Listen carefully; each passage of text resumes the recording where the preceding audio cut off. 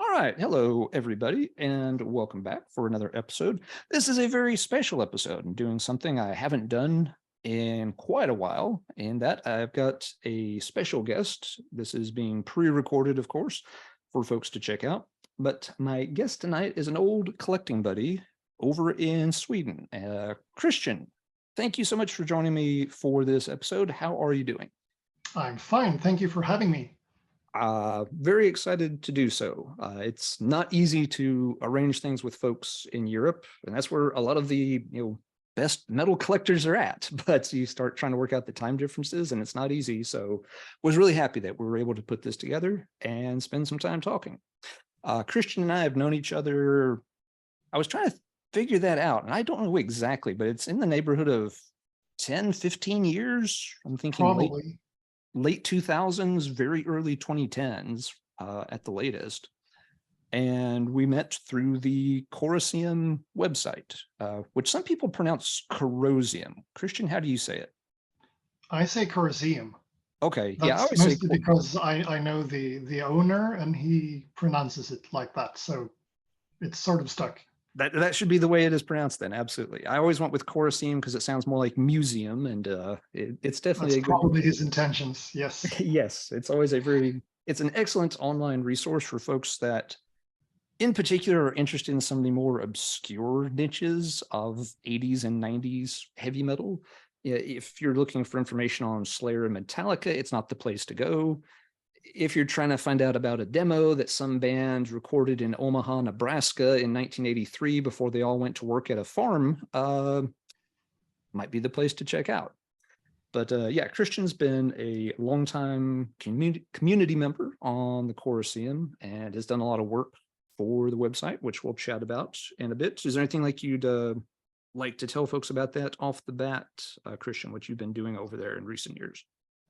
Well, it's actually the only thing I've been doing there. I have a small project, I suppose we could call it, where I review North American, that means US and Canada, hard rock and heavy metal singles from sort of 1977-ish to about 1992, 93, I suppose, or thereabouts.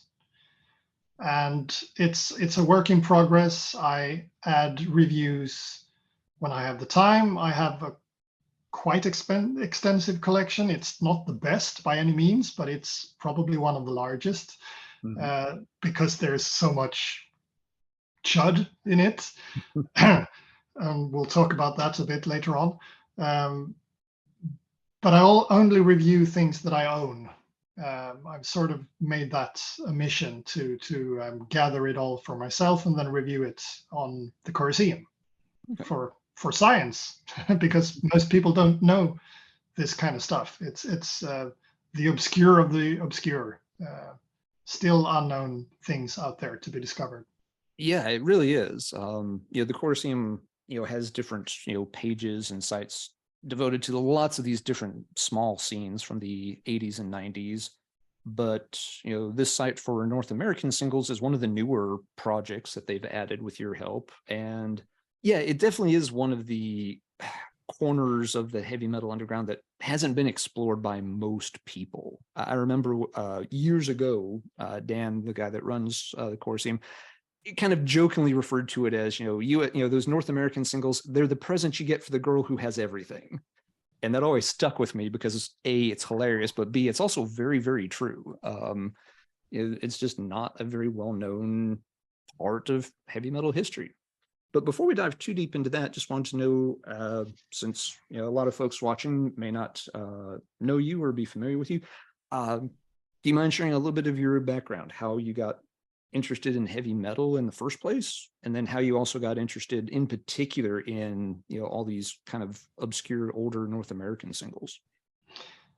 Yes, it's kind of a long story. I'll try not to be too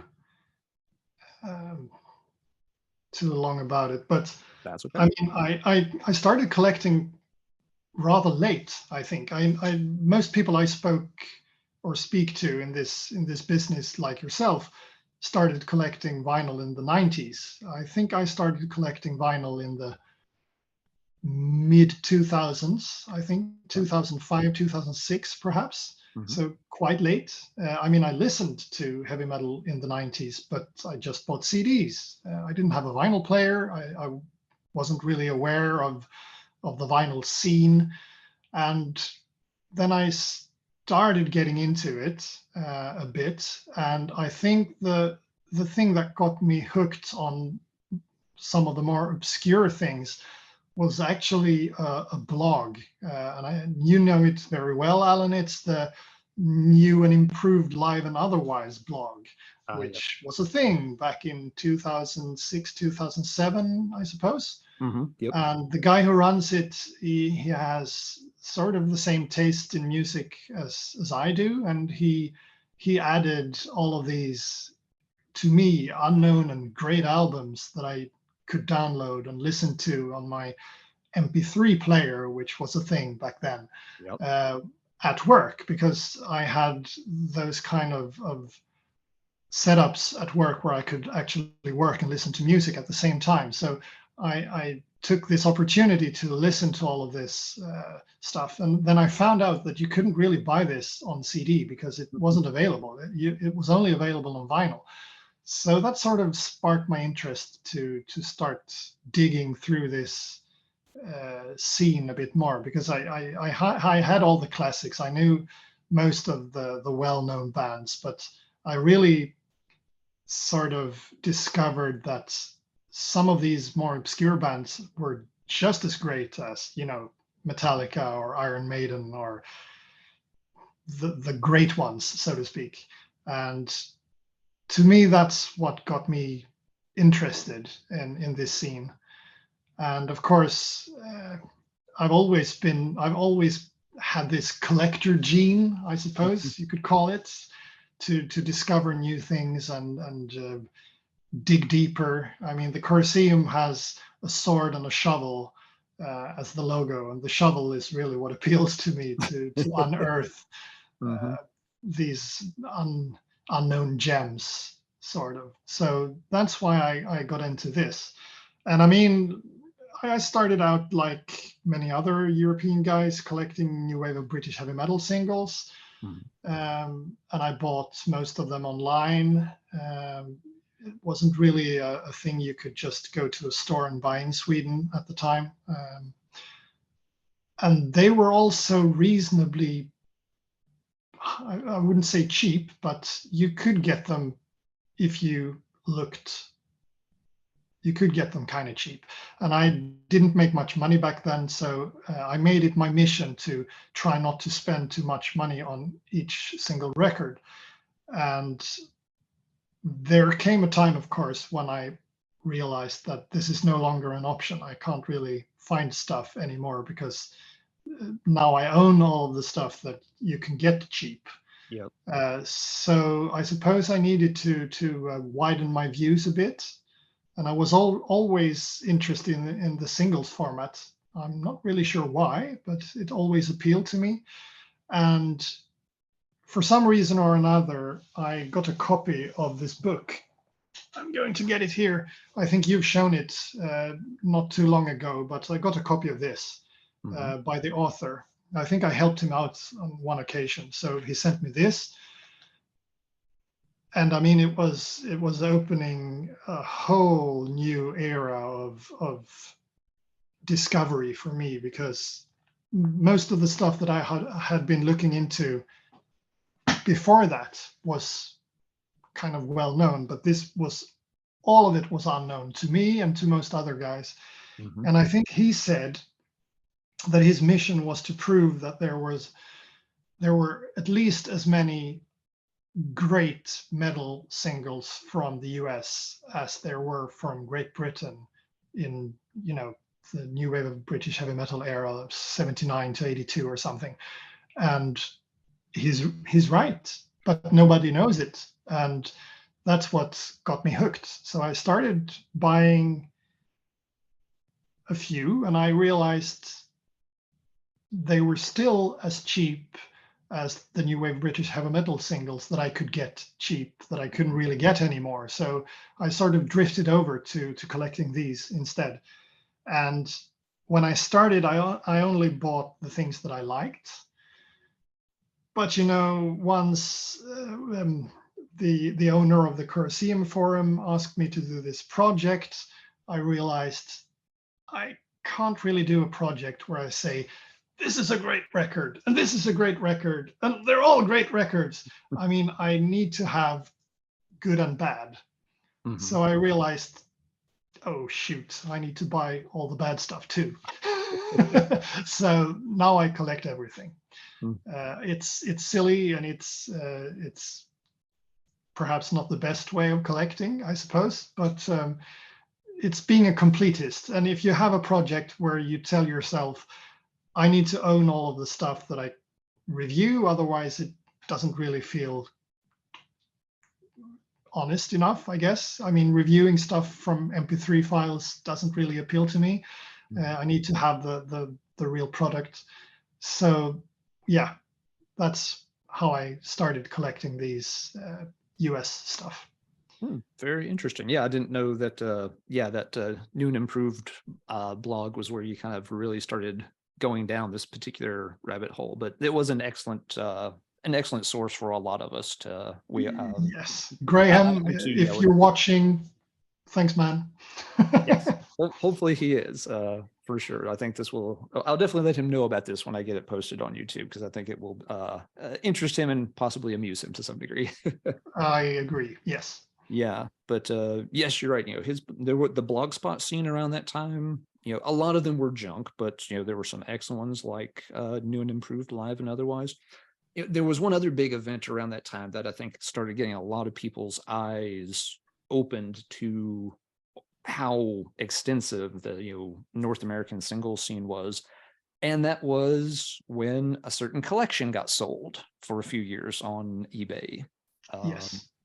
Yep, one of the guys that was connected to, he had worked with the OPM Records label for years, but I don't know all the details, but basically he was looking to sort of retire and relocate. Was moving from the US to New Zealand, I New believe. Zealand. Yeah. Yep. And part of the math of working all of that out was I got to sell a bunch of this stuff rather than transport it halfway across the planet and do what with it. And it was one of the best collections on the planet. Obviously, it may feel like hyperbole, but I think it's pretty safe to say he had one of the best collections. It was not necessarily the biggest or most complete, but it was in contention. You could have put it up against just about anybody's. He pieced it out very slowly. It was like 5 to 10 records a week, maybe 40 to 50 weeks a year. And it was the first time a lot of these kind of records started to be offered in a visible sale. Obviously, a copy of this had sold here and a copy of that had sold here, but it was the first time where people really got to see this stuff play out. And there were so many records that so many of us had never seen, never heard of. And just like, what is that? What's that? Where are these coming from? Who are these bands? And I don't remember. Did he use sound clips at all at the time? I can't really remember. Was it before they were allowed on eBay, or I don't know, but I think quite a lot of it was no sound clips at all, and people still paid like figures that you wouldn't believe. And if it was something that you'd never seen before that got you intrigued, I mean, here's something that people are willing to buy for several $100s. We don't know what it sounds like, but it's got to be good, Yeah, you're exactly right. There may have been a few occasions where sound clips were included, but it was kind of They were later on, but I don't think they were in the beginning. Yeah, sound clips were not common on eBay at that time at all. And no, most of his auctions didn't have any clips. So yeah, you had, a picture of the cover, a very brief description. He always kept his descriptions, very short and to the point. He wasn't, trying to best ultra rare single ever. He wasn't trying to overhype anything. All the auctions started at $5 a piece or something, or $7 a piece. It was a low start bid. I only remember him using a reserve price on 1 or 2 items. So, I mean, it very much was just open as like, I'm starting this really low. I'm not trying to hype it. Here you go. Who wants it for how much? And yeah, like you said, a lot of it, you had nothing else to go on. There was nowhere to look this stuff up. This is also, a lot of this got sold 2005, 2006, 2007, 2008. YouTube was in its infancy. There wasn't a lot of stuff like this posted on YouTube. You couldn't just go look up No. clips anywhere. Is where a lot of us started digging into those blogspot sites, was hoping to find maybe someone had posted a little bit about one of these things here or there. It's where I, stumbled my way into the Corroseum, was trying to find out stuff about some of the auction items. And I found this European website. It's like, what in the world are these guys talking? Whoa, they're actually talking about this record. I didn't know anybody else knew about that record. And lo and behold, yes, there were folks following it just like I was and asking a lot of the same questions. Does anybody have a MP3 of this single before I decide, what to bid on it? Is it as good as it looks? So yeah, there were several things that kind of happened there in the mid 2000s that started to really get people interested, and at least a little bit more aware for folks that were into that. Now, something I've always wondered with, your situation, Kristian, I know what it's like trying to, find this stuff and buy it, here in the US where a lot of it came out. You're trying to do that from the other side of the pond. What's it like collecting records, especially older vintage vinyl from North America in Sweden? Do y'all have a lot of record shows? Does this stuff show up in record shops, or is it, just completely online as your only option? For me personally, I think it's mostly online. There are record shows, of course, where dealers bring this kind of stuff, mostly the well-known metal dealers, because they buy things probably online from US sellers or US dealers in one way or another. But for me personally, I think most of, if not all of the North American stuff that I bought probably came from, eBay or Discogs or thereabouts. I sometimes buy things at record shows. I mean, I usually visit the Keep It True festival in Germany, where some of the bigger European sellers turn up, and yeah, sometimes I buy things from them, but mostly it's online. And I mean, since it's online, the distance between me and where the record physically isn't really that far. I mean, for you sitting in is it South Carolina, South Carolina? I mean, if you're buying a record from, I don't know, Wisconsin, it's the same thing as it is for me, probably. So it's the internet is great in that regard, that it's much easier. I mean, I could only imagine what it would be like trying to do this without the internet. It just wouldn't be possible. Oh yeah, it's a nightmare. Take it from someone who tried collecting new wave of British heavy metal in the early and mid 90s, pre eBay. Yikes. It was not fun. It took, a lot of time and a lot of patience to find anything, not just to find like the good stuff or the stuff you wanted, just to find anything in it's like I found a new. I would go to record shows all summer, and if I found one new wave of British heavy metal record at 3 different record shows, it's like, yay, I found one. It didn't even matter if it was one I'd heard of or liked. It's just like, I'm buying it because it's the only thing it's the only one record I would find all summer. So yes, it comes home with me. And sometimes it can actually be an advantage being from Europe, because it's not something that I do a lot, but it happens that I reach out to sort of a band member or someone who were involved with a band in one way or another. Perhaps I need to ask questions. Which year was this released? Did you guys release anything else? And so on. And when they find out that I'm from Europe, on the other side of the globe, they usually they find it funny that their record or their release has gained interest from some strange guy sitting halfway across the globe, collecting their stuff from 30 years ago. So that might actually be an advantage. I mean, in one occasion, on one occasion, I sent a letter, an old-fashioned written letter with signatures and everything, to a record plant in, I don't know, I can't remember, somewhere in the Midwest, I think. Okay. And they replied promptly through email once they got it, and they were all, I mean, he who received it had passed it on to all of the guys at the place, and they were amazed that something that was released ages ago could still gain interest in ways that they couldn't really ever imagine. So it's kind of fun when that happens. It's not something common. It's very unusual, I think, but it still happens from time to time, and it's one of the things that makes it worth it. I mean, I can only remember or try to imagine what it was like for these guys. They tried to be something. They released something, and they hoped that they would make it, and they didn't. And then 30 years later, some guy from Sweden comes along and asks for it. I mean, it's got to be a very strange feeling. Yep. But yeah, you're right. It's for a lot of them, it is a good feeling. It's just like, holy cow, somebody remembers. And some people don't really want to be.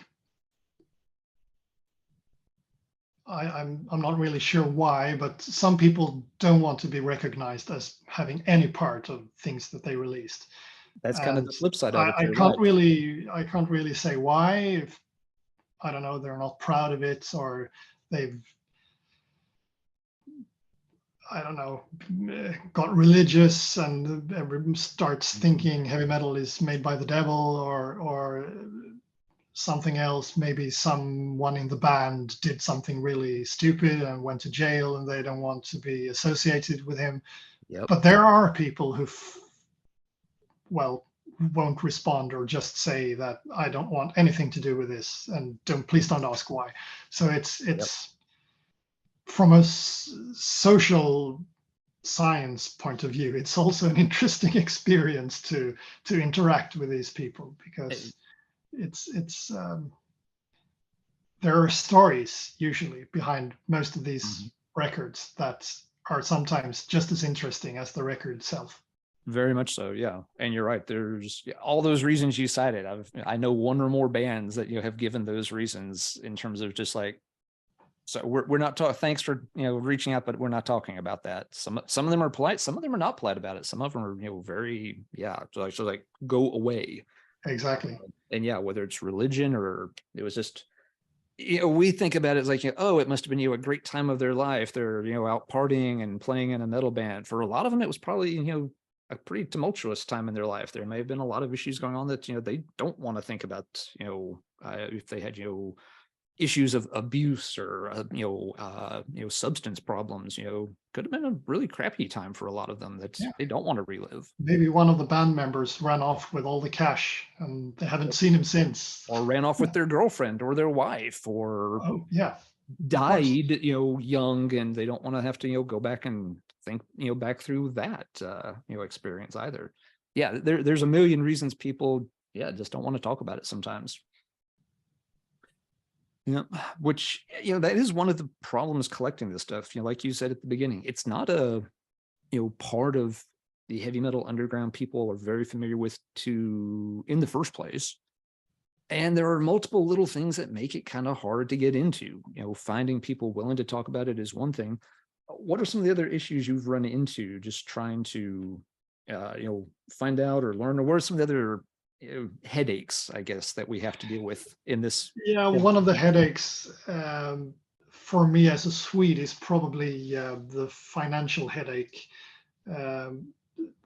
Sweden is part of the European Union, but for some reason we opted out adopting the common currency of the European Union, the euro. So we still have our own currency, the Swedish crown, which tends to gain and lose in value over time as society changes, so to speak. And as of right now, the Swedish crown is at an all-time low, which means that it gets more and more expensive for me as a Swede to buy things from outside of Sweden. Because in 2014, when I wanted to buy something worth $1, I had to pay 6.5 Swedish crowns to get $1. Today, in today's value, I need to pay almost 12 crowns to get $1. So a record that's worth $1 is now twice as expensive for me compared to what it used to be. And it's, of course, it has to do with war in Ukraine and Sweden trying to join NATO, but we're not allowed at the moment. Right. That's still up in the air. Sort of, it shuns financial prospectors away from investing in the Swedish crown, so it loses value. I'm sure all of this will sort itself out once things get back to normal, but as of right now, it's a bit hard because it's much more expensive for me to buy something from abroad than it used to be. Yep. So that sort of naturally makes me buy things domestically instead, and I can't really buy US heavy metal singles domestically. So yeah, it sure affects things. Yep, it definitely does. I mean, I think for everybody, even, individual countries, economies aside, records and record collecting has just gotten a lot more expensive in the past 3 to 4 years in particular, since the pandemic. A lot of people went back and kind of got back into the hobby around that time, which is great. And I'm glad a lot of folks did, but it has definitely driven prices up. Even if, currency values had remained stable, asking prices are way, way up compared to where they were just 5 years ago for a ton of stuff. I don't think that's just records. I think it's collecting in general. When people couldn't go on holiday because of lockdowns and all of that, they all of a sudden had all this money and they didn't know what to do with it. So they invested it in records or in comic books or in stamps or in, I don't know, things that you collect. So it's a thing worldwide, I think, and not just records, but compared to, I don't know, other genres, I suppose, metal is becoming sort of more and more accepted as mainstream, I suppose. It's not really that underground anymore. And with a lot of younger collectors entering the scene, of course, demand increases and so does prices. Yep. Yeah, we're also at that point where, folks like you, myself, people that listen to this stuff, as, teenagers, but couldn't afford to buy the records, or we had them but lost them, or, got rid of them over time. We're kind of, right there in that, middle age bubble now where we want all that stuff back. We've got, a little more disposable income than we used to have. And the nostalgia, the memories are a big thing for us. And that's the age where, people start going back and collecting the stuff they wanted or they had as a kid. And so that's also, I think, pushed up a lot of demand.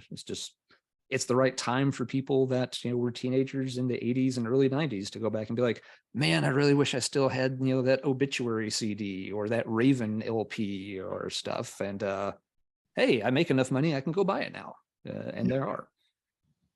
Yeah. The financial stuff gets even trickier, though, with the kind of stuff we're talking about tonight. Because when you look in different collecting, hobbies, there's price guides. You start, getting a feel for what things are worth, what they're not worth, because you can look at, they turn up this often. This is what they kind of normally sell for with a standard deviation.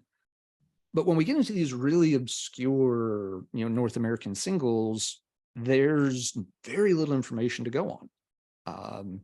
And you find some single by a band that you can't find any information about them online. You haven't found any sound clips on YouTube. you talk to a couple of other collectors and they're like, nope, never heard of it. It's like, well, what's this record worth? What's a fair price to pay for it if you're trying to sell it? What's a fair price to ask for it?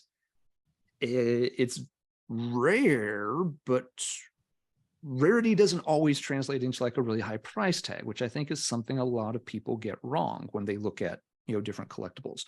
Something can be rare, but if nobody knows about it, that means nobody really wants it, and that means it's not necessarily super expensive. And so I know it's a headache, you and I have dealt with a lot over the years, is trying to figure out what the heck am I supposed to pay for this, even if I do find it. Exactly. And it can be rare but bad. And nobody wants to give like $2 for it.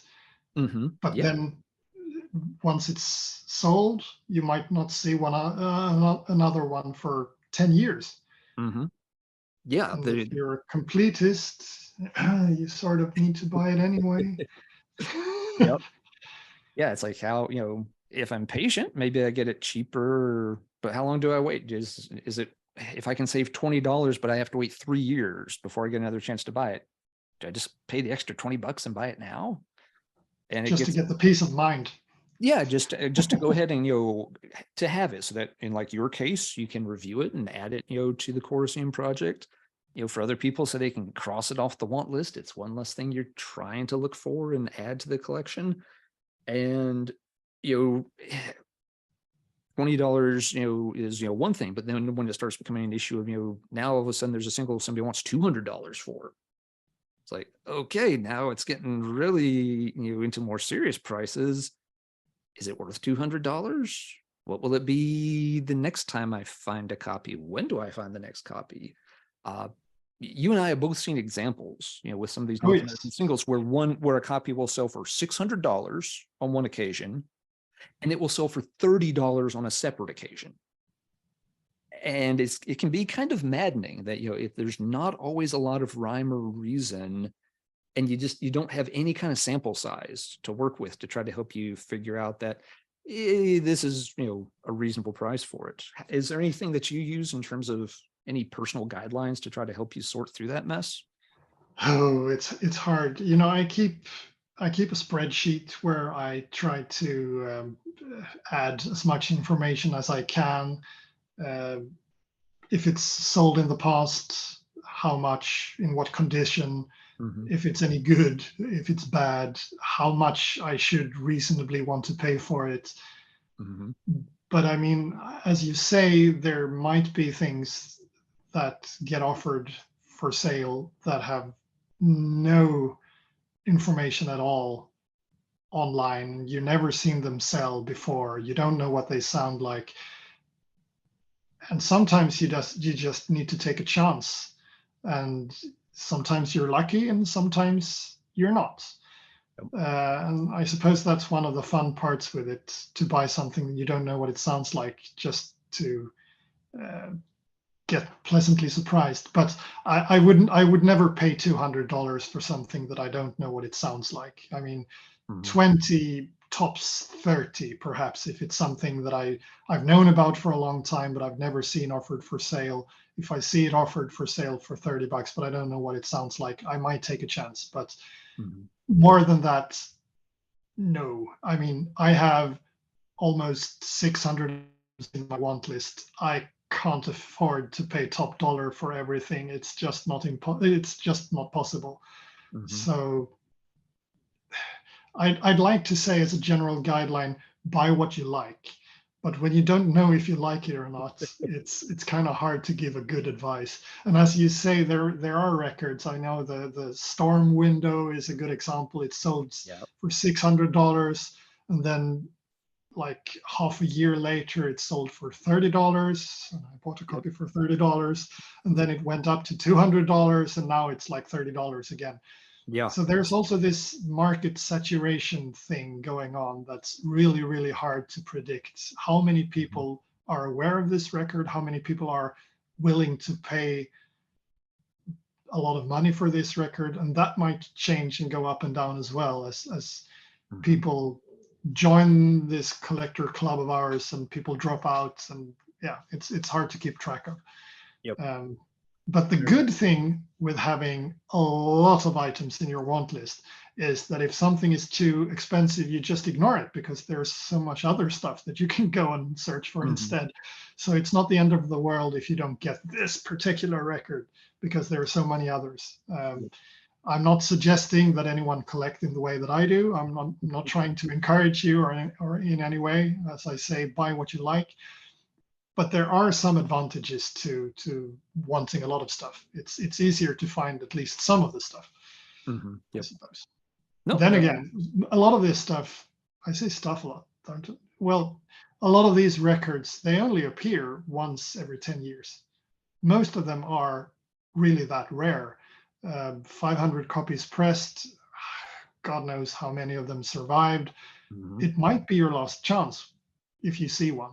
And with that in mind, you might be inclined to pay a little bit more than you otherwise would have. I mean, there are well-known records that I want that I pass regularly, even though I could afford them, just because I know that there will be more copies coming out. Yep. So it's a bit different with these unknown things, and Mm. that's part of the fun too. Yep, it can be. Yeah, it makes it interesting.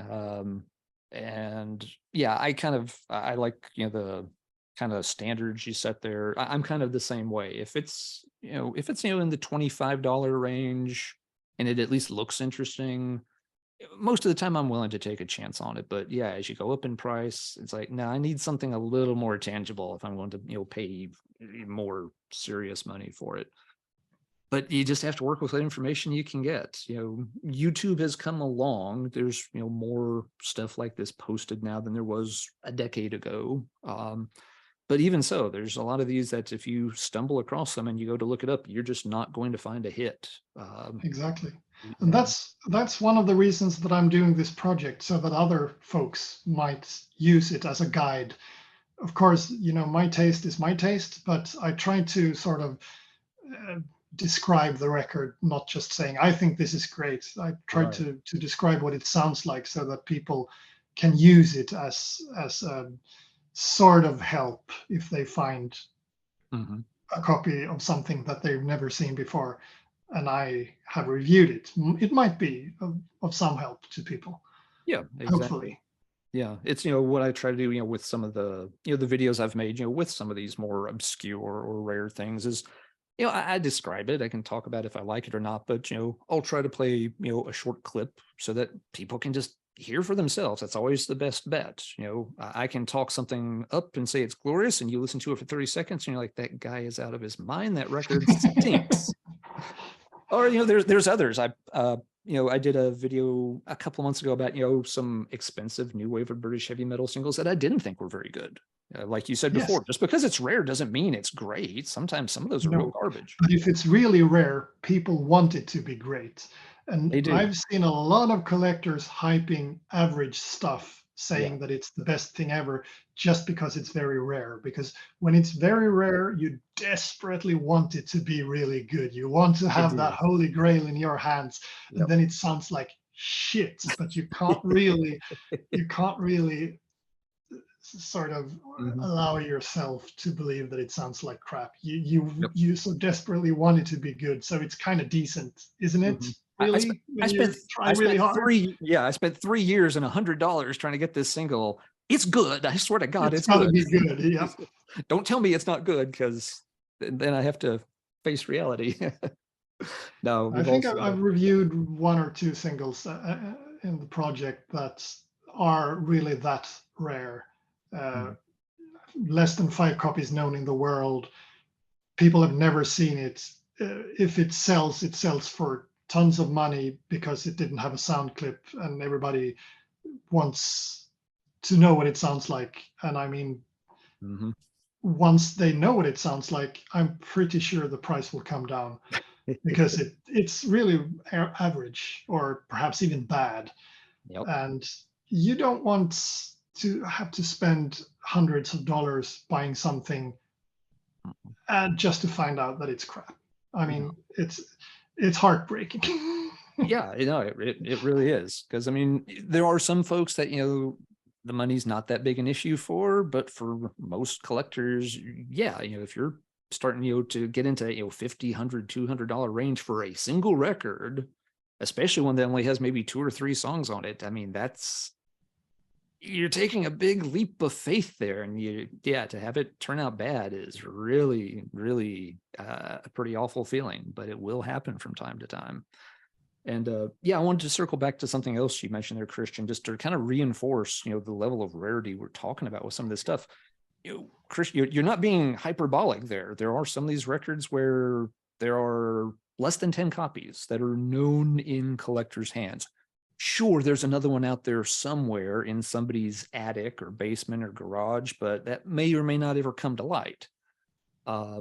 In this day and age, with Bandcamp, a lot of times, we think of, somebody made, 300 of this, special limited edition, or, there's 2,000 of these and they sell out fast. And those are, tons more copies than a lot of the types of North American singles ever got. We were often dealing with presses of 500, 300, 100. And like you said, how many of them even survive at this point? Probably more than half of them have just been lost or destroyed over time. Yeah, or got recycled by the record company, because if you couldn't sell them at your local concert, I think the record companies, don't quote me on this, but I think I read or heard somewhere that you could recycle them for a slight profit, because they used the vinyl to remelt into new, so you could recoup some of the costs. I mean, these were all financed by bands who probably didn't have much money. So it's most likely an issue that if you don't sell all of them, you sort of need to return them and make some money back. Yeah. I mean, there's I've heard about 500 being the smallest amount that most record plants in the US pressed back then, but I'm pretty sure that there are lots of these that only, like you said, 100 tops in circulation, perhaps even less. I mean, there's one single, I don't know if you've shown it before, by a band who later released at least one EP that got sort of well known. It's the Crisis. They released the Armed and Dangerous EP, and they had a record, a single out that they were unhappy with the sound, I think. So they gave away most of the copies to members on their email support list or something. So I think when I started collecting, it said somewhere in the internet that there were only sort of 7 to 10 or perhaps 15 copies surviving. And yeah, that might be true, because if they weren't happy with it and they just gave the few copies, I don't know really if bands were allowed advance copies and they listened to them and they sound, no, wait, we can't use this. This sounds like an elephant blowing a horn out of in a room with, never mind. And so they just give it back. And then you just have perhaps 25, 50 copies in existence. That was always the story on the Paradox EP. Paradox, exactly. That something with a cover, I think. They got a crate of 50 copies to take to the release party, there in Chicago. But when they played it, they thought it sounded like crap. So they simply never went back to pay the bill and pick up the other copies. They never went back to the plant, and the plant eventually, just melted them back down and recycled them and turned them into whatever else. So that's now, again, was I there? Have I talked to a band member? No. That story has been pretty well ingrained in collector circles for decades. I think it's got, more truth to it than maybe it's not a, complete random internet rumor, but it kind of highlights your point that it's probably true. And it's the same issue with, I know, the first Mayhem Death Crush EP. When they received the copies, they were pink instead of red, the covers, and so they never they repressed it later on in a different color. But I mean, the first 500 pink are selling like hotcakes. You need to pay, I don't know, $3,000 for a copy now, I think, Yep. just because it's so rare, because they were unhappy with it. Yeah. So that's kind of ironic. The band was unhappy, but the collectors are going crazy. Yeah. Well, how are you going to be, a true Norwegian raw black metal hardcore influenced Yeah, and it's band without pink. pink album cover? It just that doesn't work. No. Can't do that. No, it needs to be blood red. It needs to actually have goat's blood, mixed into the dye for it, and it's pink. Same thing with the first Bathory album in the yellow goat, where it was supposed to be gold, and the printing company didn't have gold, so they pressed it in yellow instead. And I can only assume that the band got it and said, "Hey, wait, guys, this isn't gold. This is yellow. This looks like," well, and the rest is history. Yep. So we're also collecting people's mistakes, sort of. We kind of are sometimes. Yeah. You see it with sometimes with some of the singles that were done on colored vinyl, but then there's a few copies will turn up where there's like black mixed in with the colored, and that's simply because they didn't stop the press and clean the heads or the equipment before switching out dye. It's just like, oh, the red dye is almost used up, add the black, and you add the green batch or the black batch, and it would just get mixed in. It wasn't meant to be some super rare variant that people lost their minds over. It was just, do we really want to turn this whole thing off and clean it out before we add the next dye? No, just keep it rolling. Who cares if a few more? If you're just printing 500 copies, you don't really have the it's not a good financial situation to waste.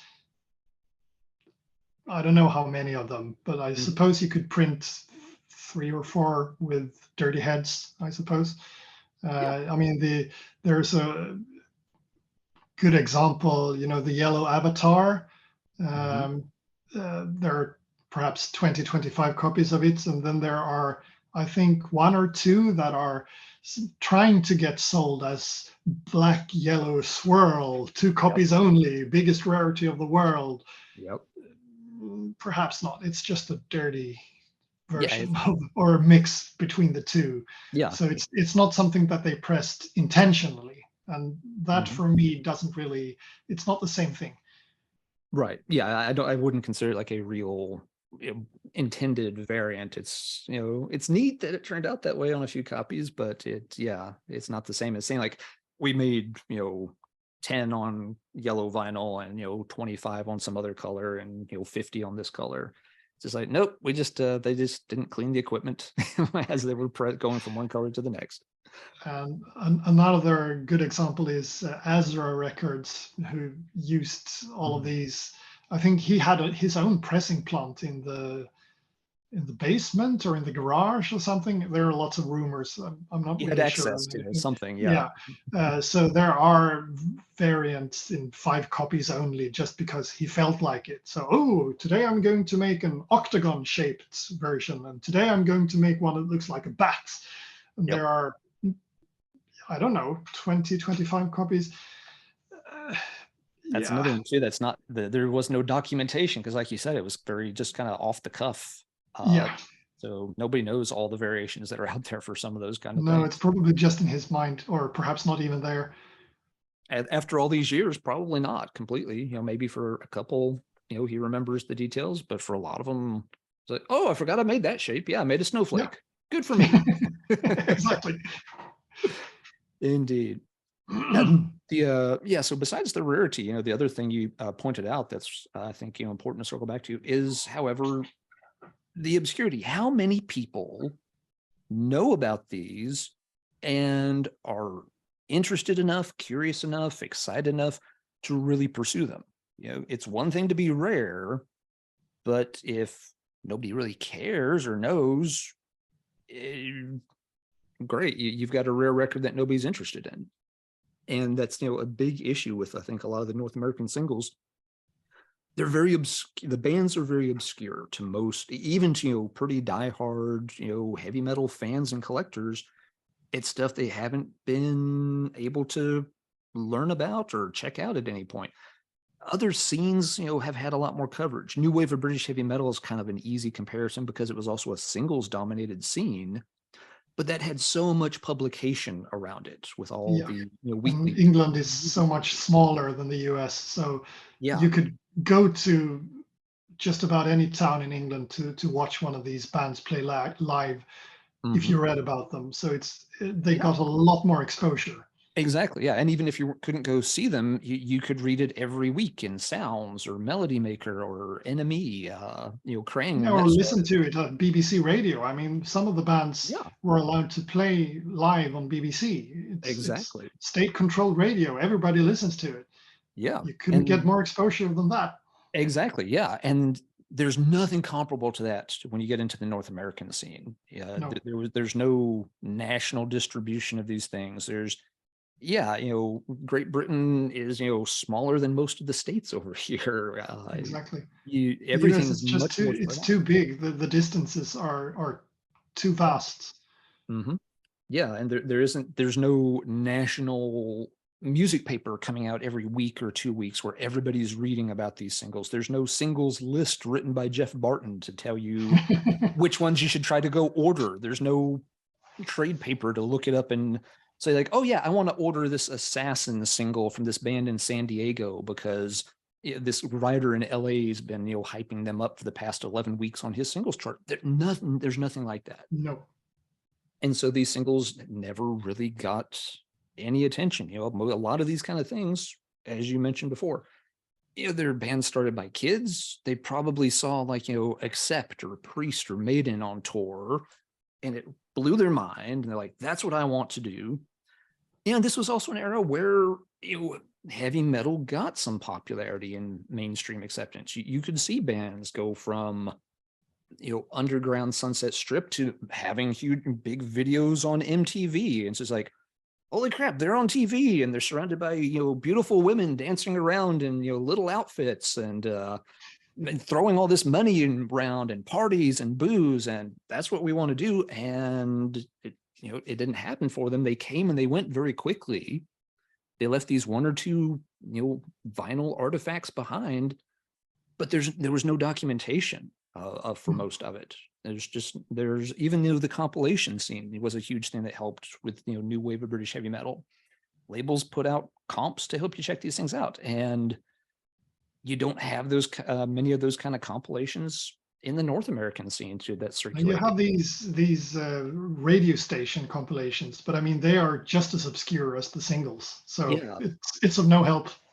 yeah, you could get the local rock station in New Orleans might have put out like one. I have one over there. I'm not making it's something like K Rock 98 Gumbo Radio from 1985. And there's like one actual bona fide sort of metal song on the whole thing. It's just Yep. local artists that they gave a chance to, they did some kind of music festival in the summer, or maybe they did a battle of the bands kind of thing with, a beer company sponsor. And that was, those things Yep. never really were meant to go outside of the radius of that one radio station's reach. They didn't get nationally distributed. They didn't send them to Canada. Those things are a nightmare to sort through and learn what's good and what's not. So there's a lot of obscurity. These are not big name notorious bands that you learn about as soon as you get past the Slayer and Megadeth level of the heavy metal underground. These are things that a lot of people collect for decades and they never hear about these bands or these records. They're just very obscure, which can add to their appeal when you do come across them. It's like, whoa, what's this? It's really exciting to find this new. It's finding the hidden level in the video game that you didn't know about.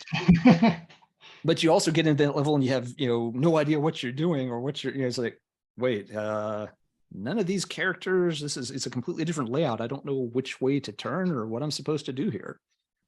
And that can, like you said before, it really messes with numbers when you start thinking about like saturating the market.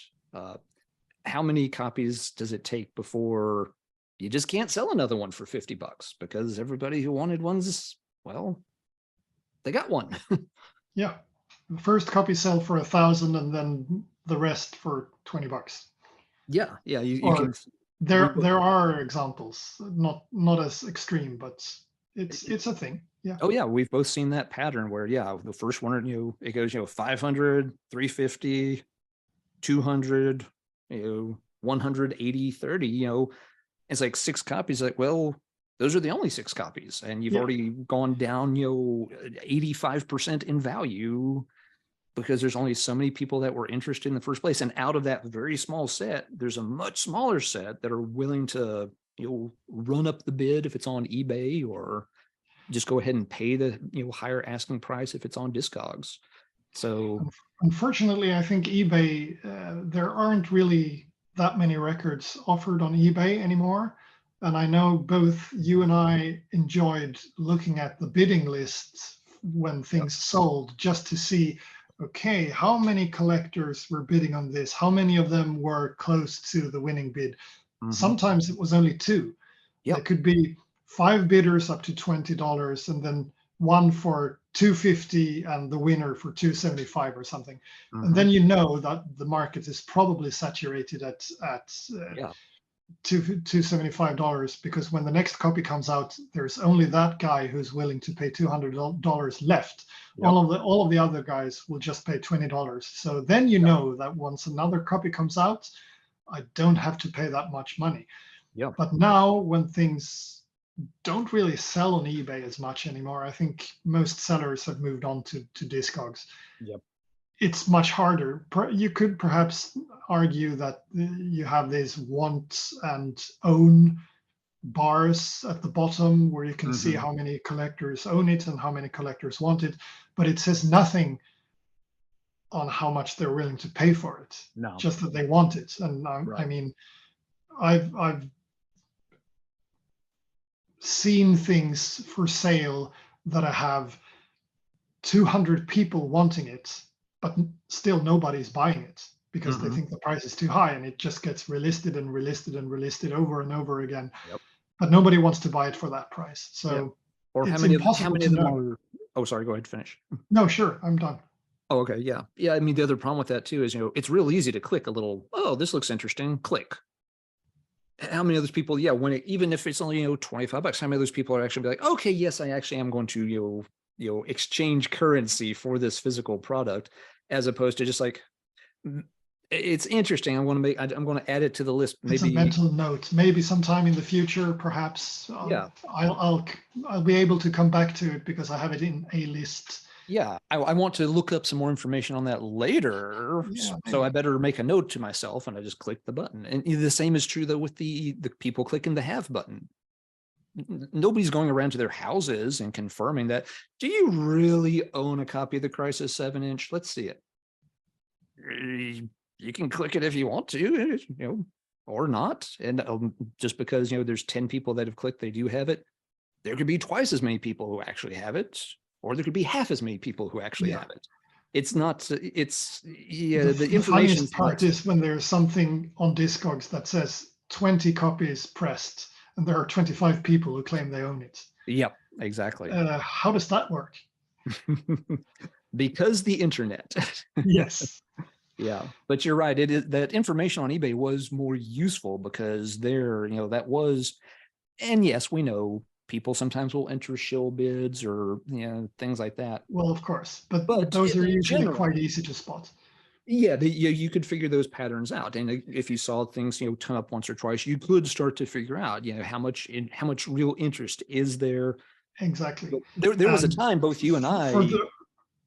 For those of us who were nerdy enough, we sort of kept track of the known collectors' eBay profiles, so that we saw a bid. Oh, that's the one with feedback profile 2,952. Yeah, that's him. I know him. He's going to pay like this and this and this.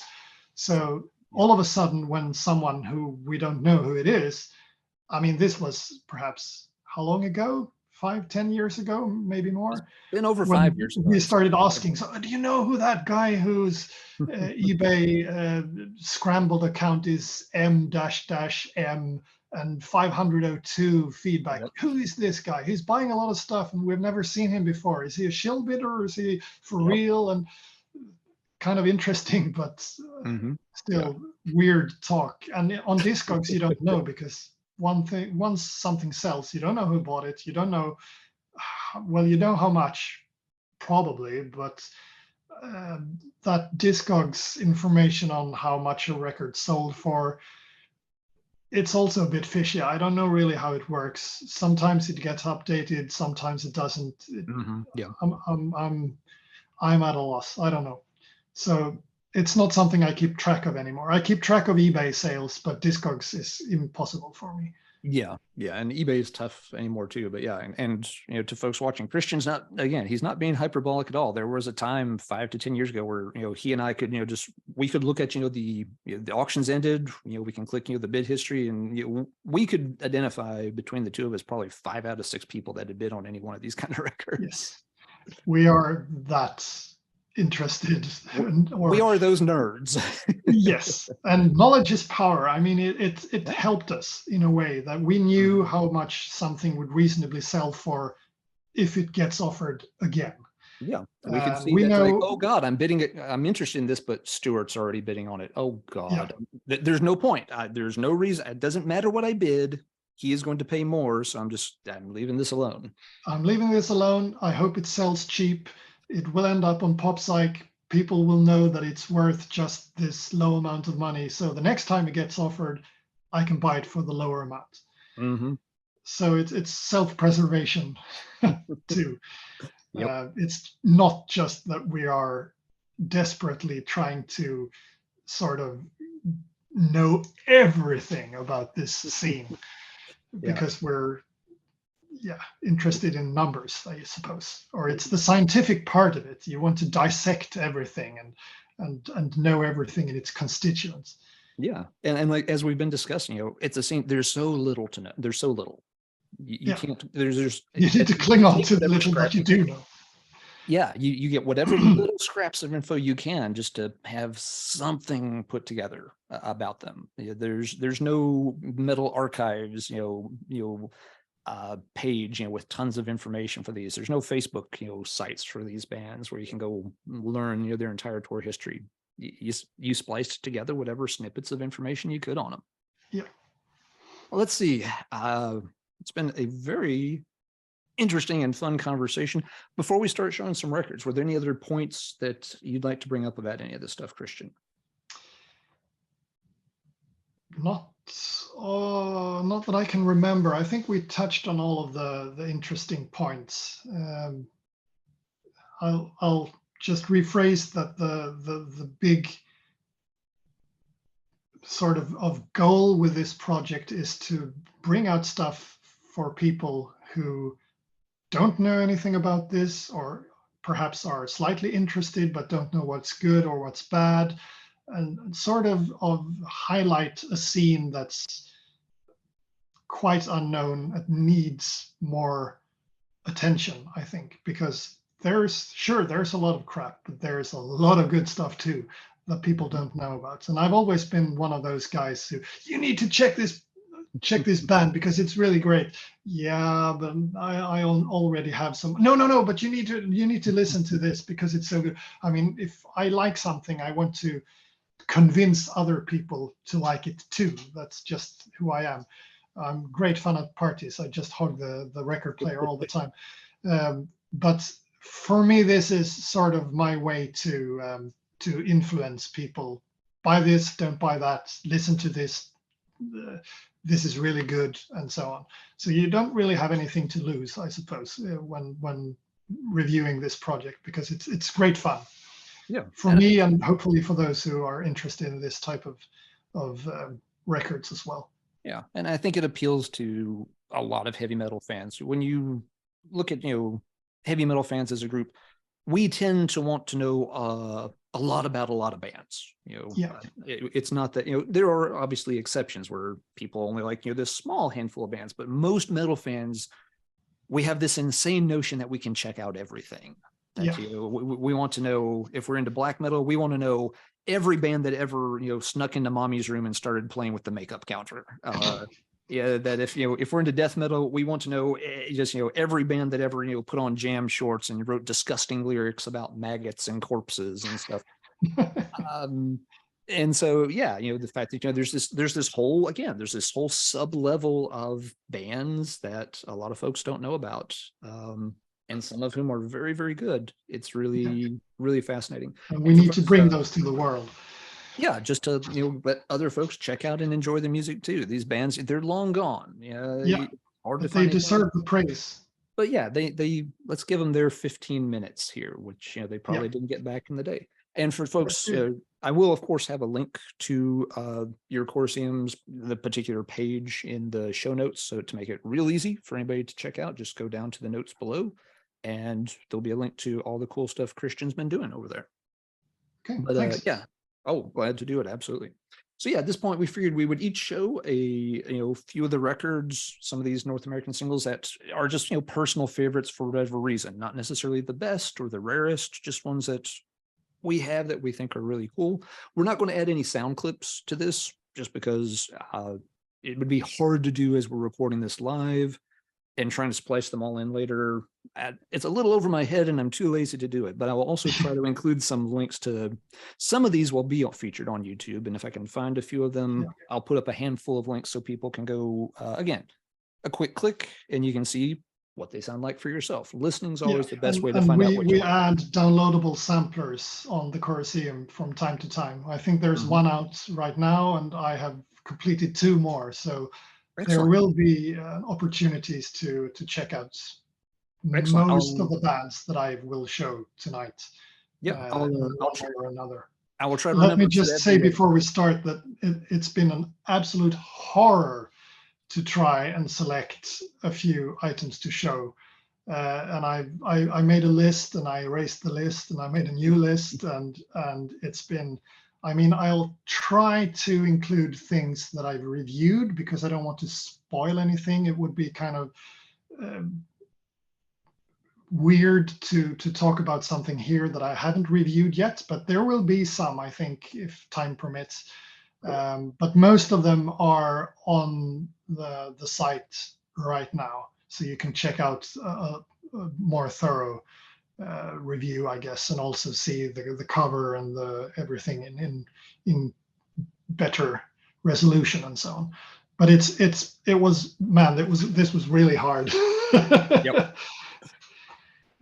Agreed. But so yeah, I'll let you go first and we'll just kind of alternate back and forth, Okay. showing some records. Yeah, I'll start, and I'm not going to start in the US. I'm actually going to start in Canada. That's part of the And US, so it's fine. okay, I'll tell that to the Prime Minister. Uh, I don't know him, but anyway, this is the one that I'd like to start with, the Nice. Banshee, and I think this is kind of well known. It's been known in metal collector circles for quite a lot of years, but it's so darn good. I just had to show it. I mean, this is one of the songs, as I will mention in my review. I want to play this one at my funeral. I this is so great, and it's sort of this atmospheric. I can't really say that it's epic, but it's this. It's got a somber feeling. I'm not really sure how to explain it. It's probably in the vocals. I think Jamie Lee Saint is the vocalist, is doing a really good job. And this is re-released, by the way, in 2023. This is the original on Crossbow Records, but there's a Canadian label reissuing this on white vinyl, I think. So Oh, you can cool. get it cheap. You don't have to pay several $100 for a copy if you don't want to own an original. And yeah, one of the probably top 5 for me from this scene. I Am the Light. It's one of the best. I can't really say what it's about. I have a hard time with the lyrics. Some part of me wants to believe that it's about a guy selling his soul to the devil for eternal life, but then I've heard other people say that this is actually a Christian record. So I'm not really sure, but it's heavy and it's good. Go get Yes. it. Yeah. No, I didn't know they were reissuing it. That's awesome. And some of these more obscure ones, they are starting here and there to get, an anthology of this or a reissue of that. So yeah, that's cool to see. Cause yeah, that's one of the really great ones. There are folks like Kristian lucky enough to own it. Most of the other folks, it's still on their want lists. That's one that's, yeah, very, very sought after for sure. A great one to start with. Let's see. I'll start. This is one of my favorites, just in terms of musicality, and it's had some odd history among collectors.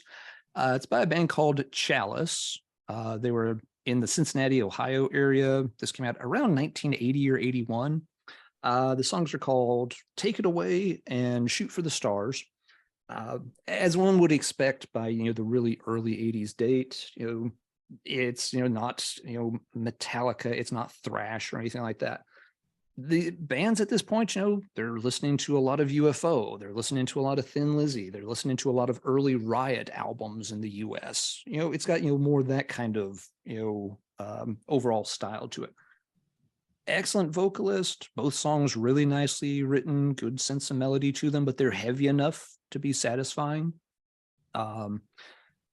One of the goofy things that happened with this single when folks were first kind of discovering it and talking about it, the way it's laid out, it kind of looked like Chalice was maybe the name of the label, and on one of the sides, yeah, there's a name underneath the songs, of Seacrest, and so some people had this listed as a band called Seacrest on a label Chalice Records. And eventually, folks kind of, sorted it out. It's like, no, actually, it's a band named Chalice, and Seacrest is just one of the last name of one of the guys, in the band who helped write the songs. So yeah, even sometimes just getting the name of the band right is an issue for some of these things. And of course, when you're dealing with a name like Chalice, that's a pretty generic name. They're certainly not the only band that thought, hey, why don't we call ourselves Chalice? Seacrest is actually a really good name for a band. Seacrest would have been a pretty cool name. Yeah, I've always been a little disappointed that it turned out that Seacrest wasn't the name. It was a more unique name. But there was this other Chalice. This was one from New Jersey who never made a single, but they made an amazing demo back in the day that got the anthology treatment. This is a Stormspell one. Yeah, this was on Stormspell, who did from time to time is able to put anthologies together. And this Chalice is also amazing. This one's much heavier than the one I just showed on the single. But yeah, sometimes just trying to figure out what a band's name is can even be a bit of a challenge. But yeah, the Chalice single's a really cool one. Love both songs on it are really strong. And that's something that you don't always get with these singles. Sometimes you get one really good song, and the flip side is maybe a different style. Maybe it's a ballad. But when you find one where you love both the songs, that's the really good stuff. So I thought that'd be my first pick. Okay. It's a great record for sure. I don't own it. So if you ever find another one, let me know. If I find, mine is, the condition's not bad. It's not perfect. If I ever find a really clean copy, this copy will go to you. I'll buy the worst copy. You won't have to buy it. It'll just appear in the mail to you. Oh, that's very kind of you, sir. I'd be happy to do it. The next one that I'm going to show will be a split single. And it looks like this. It kind of gets hard to read. I'm not sure if it shows, but the band is called M80s, and here it says Angela on it. Mm-hmm. And this is a split single with another band that's called World Alliance on the backside.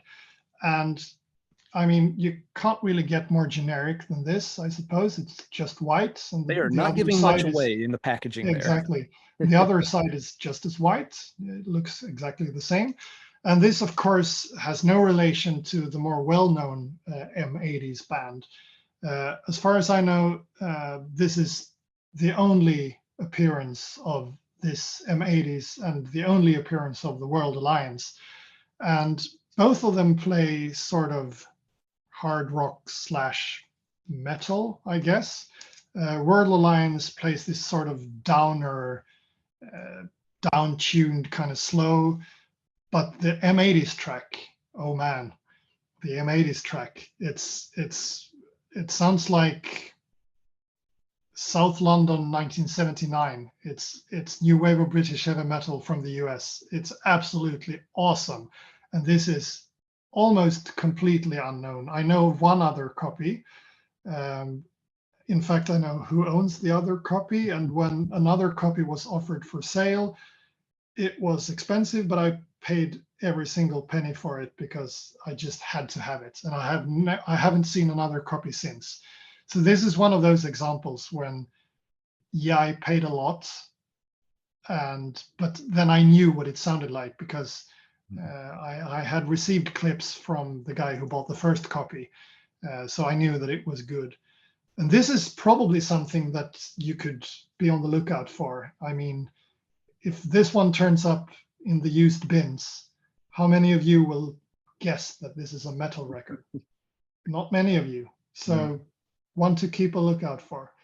The M80s track called Angela. It's one of the best. Really great. Very awesome. And yeah, and that's a good point. A lot of these singles are a pain to flip through in the first place. And when you're, if it's not eye-catching, no one's going to stop and look at that unless they already know to be on the lookout for it. So yeah, very cool. All right, next one I picked, we'll go from a very, very white picture sleeve on yours to a very, very yellow picture sleeve. Oh, this is a great one too. Yeah.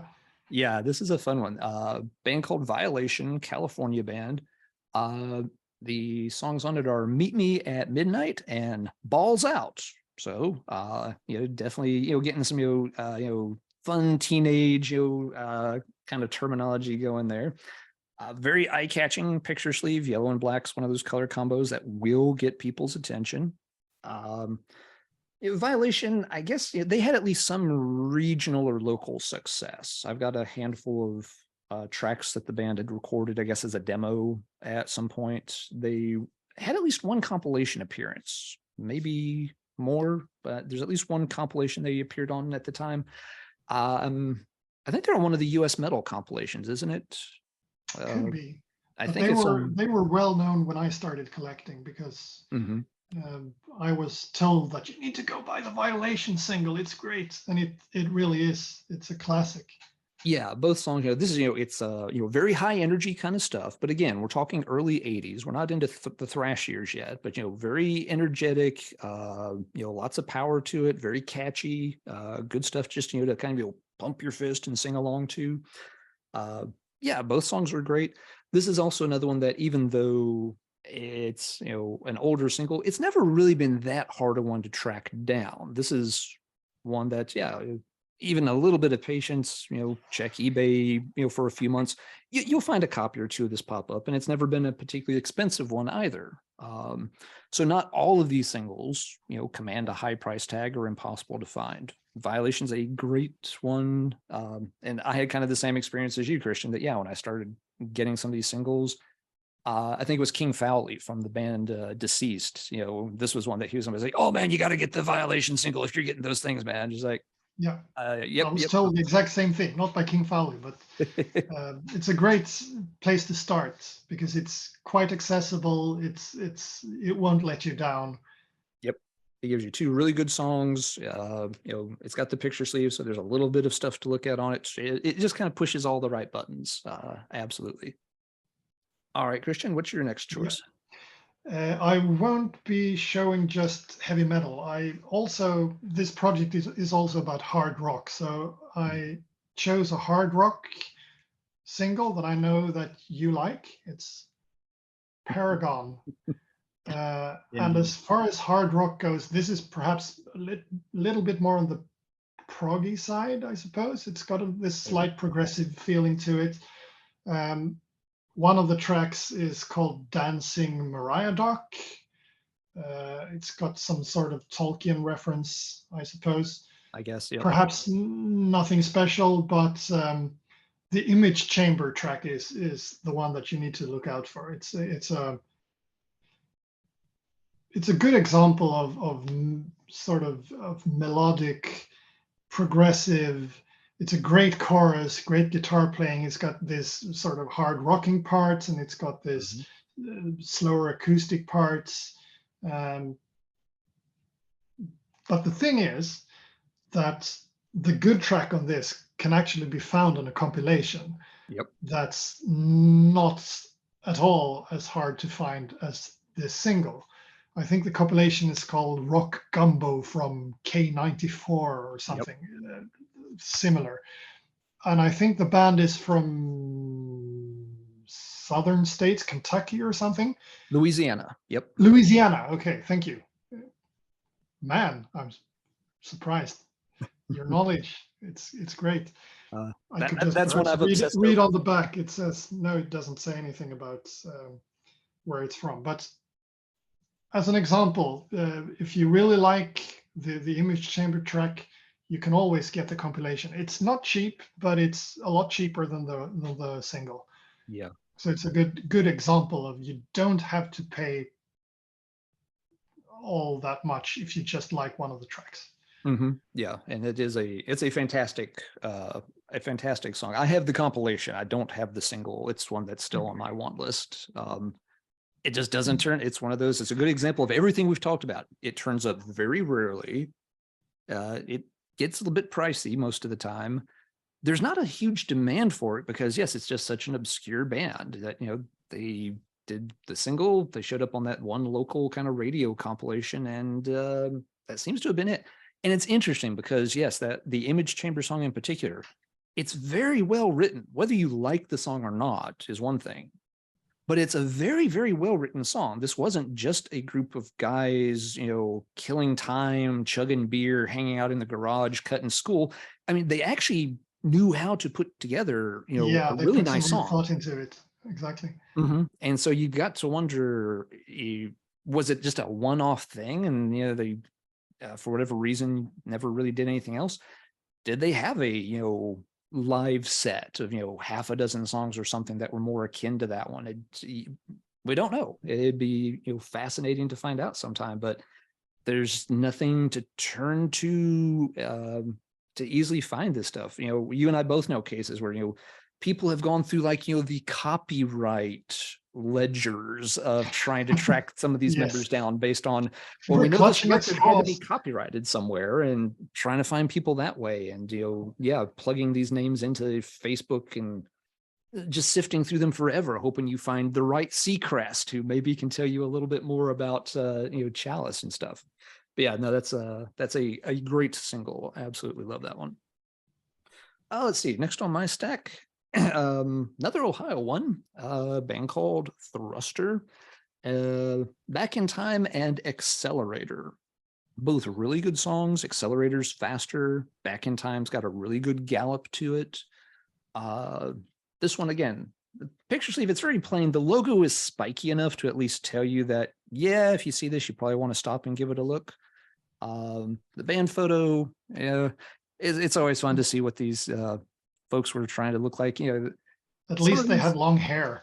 Yeah, they've got, they look, kind of, there's got to be some kind of hard or heavy aspect to it. This guy maybe is a little out of place here. He's probably the first one that got replaced in the lineup. That's going to be my guess. And this one was on a small but long-lived record label. It's on a label called Fraternity. And I don't know the full history of this label, but they've been around. They were around for a long time. They released music in a lot of different styles. I know I've got at least 2 or 3 other hard rock heavy metal singles on Fraternity. So this is the kind of thing, again, if you're flipping through boxes of singles, maybe there's a copy that doesn't have the picture sleeve, but if you see the Fraternity label, it's at least worth stopping and taking a little closer look at. There's no guarantee it's going to be a hard rock or metal release, but they did put out a few items that are interesting to folks. And Thruster actually did have a full album's worth of material. I think it was one of those deals where maybe it was a cassette only release. Yeah, I think so. And oh, go ahead. Yeah, they re-released it. A guy in Germany re-released it as, I think it's Missing in Action, I think it's called. Yep, MIA. And fun thing is that if you bought the first 95 copies of it, you also got a copy of the single. Yep. Because he had found the band and bought all of their remaining dead stock and issued it very nicely with the album. Yeah, and it's a fantastic sounding album. Yes, it's The production is a little low, as one might expect, but it can't hide that the music on it is just absolutely brilliant for that era of heavy metal. But yeah, so that's one. If you don't want to track down the single, there is actually a full album of incredible thruster stuff. You just got to find. I don't remember when he did that reissue. I want to say it was maybe around 2005. I think it's a little later because I bought it Okay. from him at the Keep It True festival, and the Oh, okay. first time I went there was 2008. So Okay. I think it's 2009, 2010, perhaps Okay. thereabouts. Or Yeah. yeah, Okay. Could be. I got it from him, but I ordered it from him a little bit later, probably like okay, 2010, 2011. It had already been out a couple of years before I ordered okay, it from yeah. him. Yeah, I didn't get it right away when it came out. But yeah, Thruster, very good band. And there's a good example of one that they did have a lot of good songs. Oh yes, they only got to put out that one single back in the day. Oh, I guess again, the cassette issue, but trying to find old cassette only releases, that's a rabbit hole even I don't want anything to do yes. with. It's another issue of Let's Talk Metal. Yeah, let's find a 40-year-old cassette tape and pray to God it actually plays and that I can find something to play it in. We all have to set boundaries, and that's Yes. where I just put up the stop sign and I stay right here. Okay. All right, Kristian, what have you got for us next? Yes. My next record, it's also something that you might easily flip by when you're looking through the bins. This is the Dave Wagner Band. Nice. And as far as obscurity goes, I mean, if you look at the picture sleeve, it doesn't really look very metal. If you look at the band name, it doesn't really sound that metal. Nope. You look at the band members. Sorry, I can't really see what I'm showing. Here we go. They kind of look like a garage band, don't they? Yep. So this is really easy to flip by. I think they must have had at least a decent number of issues of this, but not many around nowadays. And this is actually a really great metal single from San Antonio, Texas. Mm-hmm. And yeah, something to look out for, I suppose. I can't really imagine how many of these are still around in sitting in the used bins where nobody really expects to find them because they look so obscure. Mm-hmm. And I mean, there's a reason I chose only records with picture sleeves, because let's not even go into the ones that haven't. I mean, how do you even know that this is a metal record? It's impossible. Oh, And yeah. this isn't really obvious either. No, that would But still, one to look out for if you are in the Texas area. And if you're not, you need to find one online. It's definitely worth it, although it can be sort of pricey. Yeah. But it's a good one. It's a good one. I've only seen 1 or 2 copies of that in the past 10 years. Because it's another one on my want list at yep, it just does not turn up. And yeah, I mean, looking at it, it very much kind of makes you think it's probably maybe it's a hard rock or a southern rock kind of thing. Yeah, it looks like kind of garage to me, but it's yeah, it definitely doesn't look metal at all. No, but things can be deceiving. It is a really, really good one. Oh, let's see. My next one, you also might flip right past in the bins, but for a different reason, not because it's a little bit plain looking, because it's a little silly looking. It's a band called Zeus. Oh yeah, that one. And yeah, the picture sleeve on this one, not going to win any awards in terms of layout or artistic direction. Really, it's I guess it gets the point across. There's some kind of Hydra thing there and a temple, and I guess that's Zeus, although he looks a lot like Santa Claus or the Cowardly Lion, or, something there. He doesn't look very mean. I mean, isn't Zeus supposed to be a mean god? Yeah, he's usually kind of on the more on the wrathful side as gods. Yeah, he's supposed to strike people with lightning bolts and be all this one looks like this looks like your grandpa who's about to take you to the farmer's market or something. If you're brave enough to flip it over, the band pictures, not sure, okay, they got guitars and they're striking poses and stuff, but they don't necessarily look like a threatening bunch. And then you have your song titles, Death is in the Air. Okay, that could be heavy. The other one is called Nursery Rhyme Crimes. And this is the kind of song title that will have a lot of metalheads just immediately heading to the exits. They're like, nope, nope, nope. There's no way that can be good. It's good. Yeah, But both that's songs the on good this one on the single too. yeah, I like them both. But yeah, Nursery Rhyme Crimes is a really fun one. This one, I've seen different dates for this single. I've seen 1982 and 1984 on different places online. But regardless, both songs, there's a little bit of maybe like sort of a dark funky element to the tracks. They use some bongo percussion, but it sounds, as I'm describing it, it sounds terrible. It No, but works it's not. incredibly good. It's Yes. really not. It is Oh, yeah. extremely good. Sort of, again, whether you want to call it really really hard rock, or just early 80s metal, it's always something to remember. There's a window of years there before thrash was developed and got big, where bands were operating a lot more in that accept riot kind of territory, and that's what heavy metal was. Twisted Sister and Quiet Riot. It wasn't until you got really more into the mid 80s that metal all of a sudden started to become much more intense in terms of your Metallicas and Slayers and Possesseds and stuff like that. This, whether it's 82 or 84, it makes perfect sense for that time. You can't be scared away by the cover. It's a very cool single. Doesn't show up that often.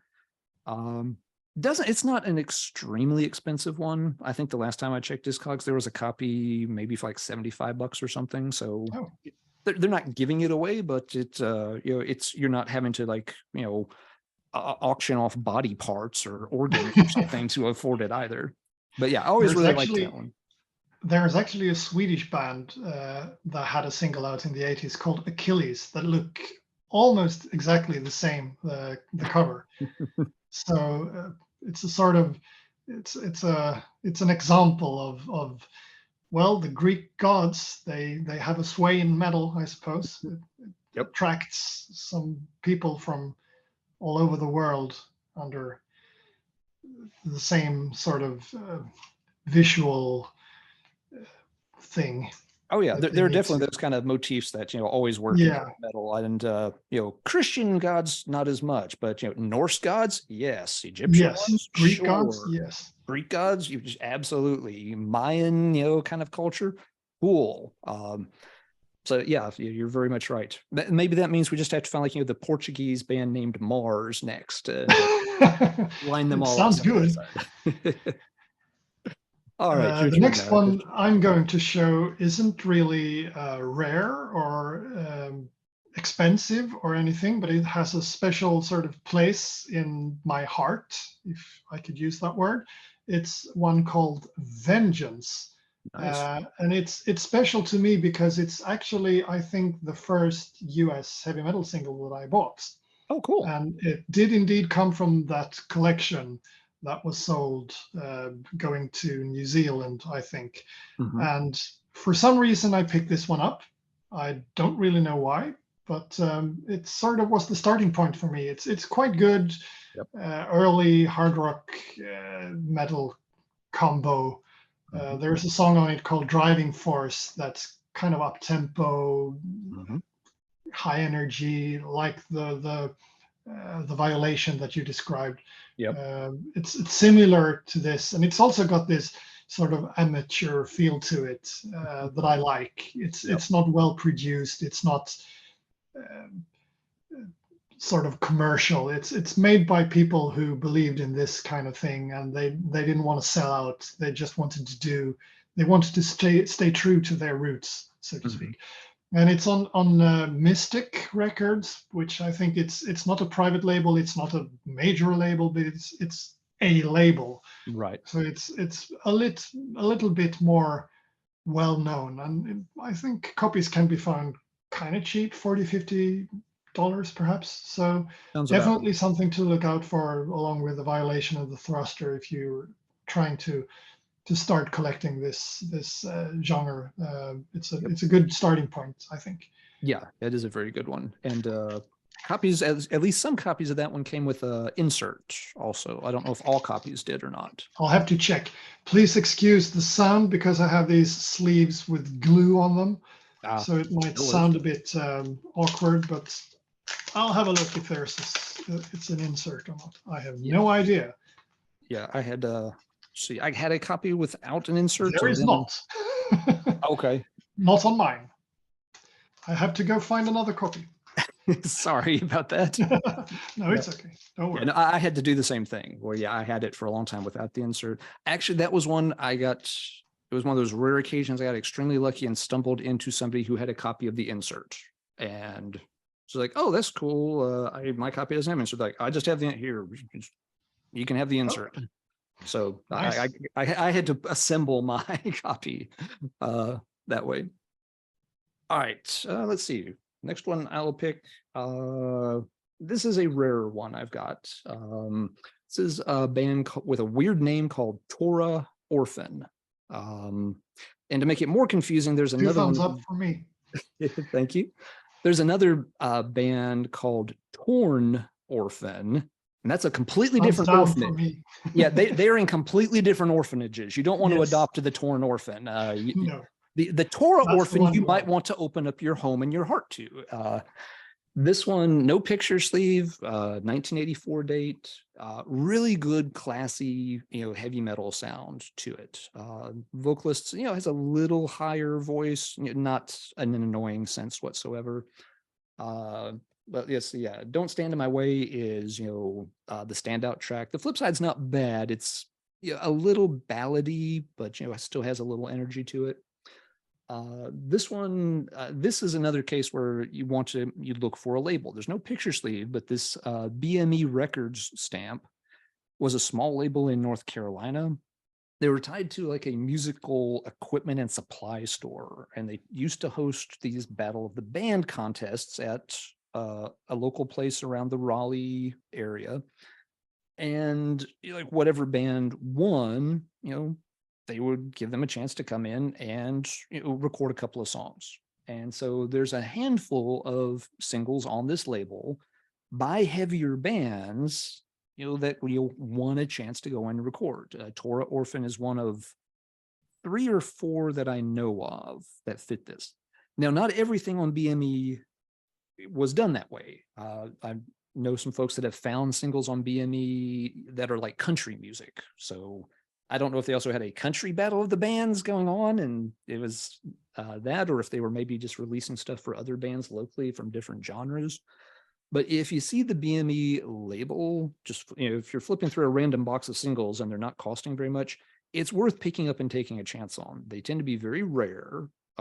Several of them are very sought after because they actually turn out to be pretty good musically. The Torah Orphan is a great example of that. So again, they had no circulation outside of that kind of central North Carolina region between, we're talking like Greensboro to Raleigh for folks that are familiar with the area. These bands didn't play much further away than that. Most of them probably didn't last more than a year or two. And I can't imagine they made many copies of these singles. These had to have a really small print run.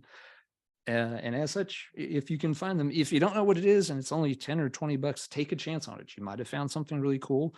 Yes, you might have found a country single, but like we've been saying, sometimes you have to take a little bit of a chance on these if the price is right. Indeed.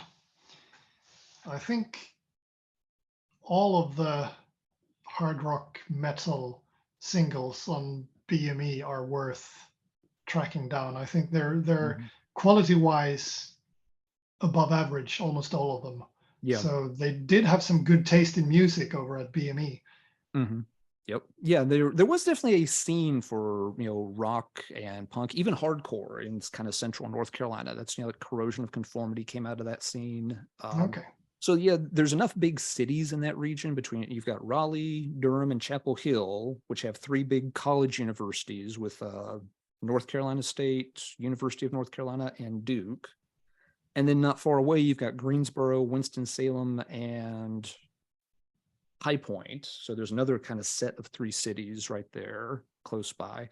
So there's enough of a concentrated population where, yeah, you could get some kind of music scene going that obviously had bands operating on it that were pretty good. Yeah. We have time for some more, I think. I've got a little more time if you do, sure. Yes, I'll try to. I'll show one that hasn't got a picture sleeve. I hope it shows here. It's on Tombstone record, and it's a band called Sacred Rain, I think. And the Tombstone record label is interesting because it's mostly a garage band label. They did a few releases with a garage band called Dead Moon that are quite well known, I think.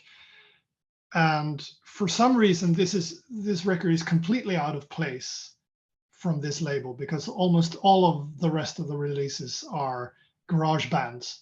And since the owner of Tombstone Records had his own pressing plants, most of these were pressed in very limited quantities. And this Sacred Rain, oh, that's another thing. All are in mono only, so no stereo on these. And it's a thing for the entire label. All of them are in mono. That being said, this is an absolutely fantastic record, sounding almost like Queensryche to me, if you can survive it being in mono. Because if you listen to Queensryche type of music, you kind of like the acoustics. Mm-hmm. You want it to be stereo and so on. So this is one of those that desperately needs a reissue, I think. Yeah. Unfortunately, I don't think this band will ever get contacted by a major label and asked to do a reissue. But if someone would reissue this on a stereo recording and with better sound quality, I think this would hit really, really high, because this is really, really great. Mostly the song on the A side called Torn. It's sort of progressive, slightly with keyboards, but the vocalist sounds very, very much like Jiv Tate. Mm-hmm. So one to keep track of as well. Yeah, that's another great and very obscure one. You know, that's the kind of thing that, well, no major labels ever going to find that or re-release it. You know, if anybody from like, you know, No Remorse Records is watching, or Storm Spell Records, you know, these are the kind of labels that can track these bands down sometimes. And yeah, that would be an amazing one to see get some love from one of those types. Yeah, of labels. they're mentioned in the Northwest Metal Rusted Metal book, I think. All of the band members are mentioned, and so someone has contacted the band and talked to them. So at least they exist. Yeah, they are out there. Whether anything can be found, we'll have to see. Yeah. Okay. Well, I do have to correct a statement I made earlier. I cracked a joke offhand earlier saying that, you can't, have a Pink album cover and be heavy metal. The next one here will prove that wrong. Although hang in there, because the band name doesn't help matters any. We have a single by a band called Sachet with a Pink cover.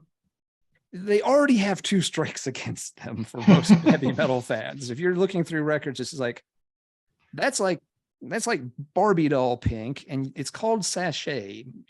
You would be at no fault, for thinking, this must be like, this is a band that probably makes Poison look dangerous. This could, give Motley Crue a run for their money in terms of most hairspray used or something. But it's actually quite good. Actually, the band that always comes to mind when I play this, and I like both the songs on this quite a bit, is Raven from the UK. They've got that same kind of a little bit wild kind of frantic energy about them, kind of a loose song structure that's just really good. Let's see, songs here for this one, you've got Looking for Some Action in particular. This sounds like something off an early Raven record to me. Together is a little tighter, but still also a really, really good song. So this is, I guess, the take-home lesson from this one is don't judge a book by its very, very pink cover. If you do look for a copy of this too, it's a weird one. It looks like a picture sleeve, but it's actually just 2 pink inserts. They're not connected to one another. You have a front sleeve insert and a back sleeve insert, but they were never assembled. There's no glue marks or anything. Yeah, and this is how other copies, came as well. When I first got this, I thought it was just something weird about my copy. But I checked with some other folks like, nope, your copy's just like mine and just like everyone else's. I'm like, weird, but okay. So I don't know why they didn't bother gluing them together, because reasons, I guess. But yeah, this one, I don't, this one I think is one of those kind of more medium rarities. It doesn't turn up a ton, but it's not super rare. And it's not one that's very expensive. The cover and the name scare most of the potential market away. But if you see it, now you know. And knowing is half the battle, as they used to say on the G.I. Joe cartoons. The other half of the battle is just go ahead, order the record. You can hide it from friends and family, just keep it tucked away. It's actually a good record, but you don't have to show it to your hardcore, Doom Death fans. If you got friends into that stuff, it's okay to keep this one hidden in the back of the shelf because they might not understand. There are a few pink sleeves that are actually quite good. I think Rude Pink and Ruby Cadillac, two other bands with pink sleeves that are surprisingly good. Yep. But yeah, pink isn't really the things that you look out for, I suppose, when you look for heavy metal records. There's the first the Anthrax Fistful of Metal that had the pink logo on the back of some of the early copies. Oh, they did. Yeah. Yeah, I did not know this until very recently, but yeah, some of that first copies on like the Megaforce pressing for Fistful of Metal, the Anthrax logo itself is a little came out kind of pinkish. And so again, they made sure that the next batch, it was the reddish color that they wanted instead. So it's a little known variant on that one. Okay. Maybe pink is just more metal than we thought it was. Yeah, probably. The next one I'm going to show is something different. It's a band called Maltese, and it's different because it's a woman singing. I think heavy metal in this day and age is way, way better in gender equality than it used to be in the 80s, where female-fronted bands or bands with female members were far in between. But this is actually a really good example of female-fronted heavy metal. I think it sounds a bit like, I don't know, Hellion or Chastain or something along those lines. So it's good kind of melodic mid-tempo, really good vocalists. And they had at least one LP out, I think, perhaps one LP and one EP, if I remember correctly. So this is actually also an example of a band that actually did release something else than just a single. Mm-hmm. Most of the bands that we talk about, they just released a single and then nothing else. But this band actually made it. I'm not really sure off the top of my head if this was their first release or if this is sort of right in the middle of their discography, but it's a good one for sure. Mm-hmm. Yeah, I'm not familiar with the other releases they did, so I'm not sure what the chronology is. Let's see, we'll do this one next. This is one of my favorites. If you ask me just as a knee-jerk reaction, what's your favorite, North American single in this style we're talking about? I might name this one. It's the Czar single. Great songs in Black Sunday and Iron Curtain. Picture sleeves kind of different. I guess there was a sale on stripes. The back doesn't have any real info on it. You've got, picture the band on the same kind of, black, white, and gray pattern going on. But this is definitely one of the heavier sounding bands that we're going to talk about with this topic.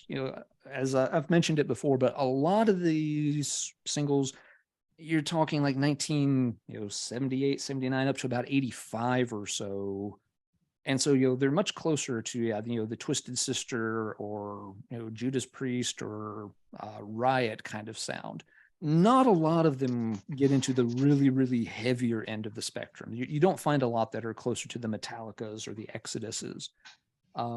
Czar's maybe getting there. Czar's at least in the early Jagdpanzer territory in terms of heaviness. Both songs on here are really good, rumbly numbers.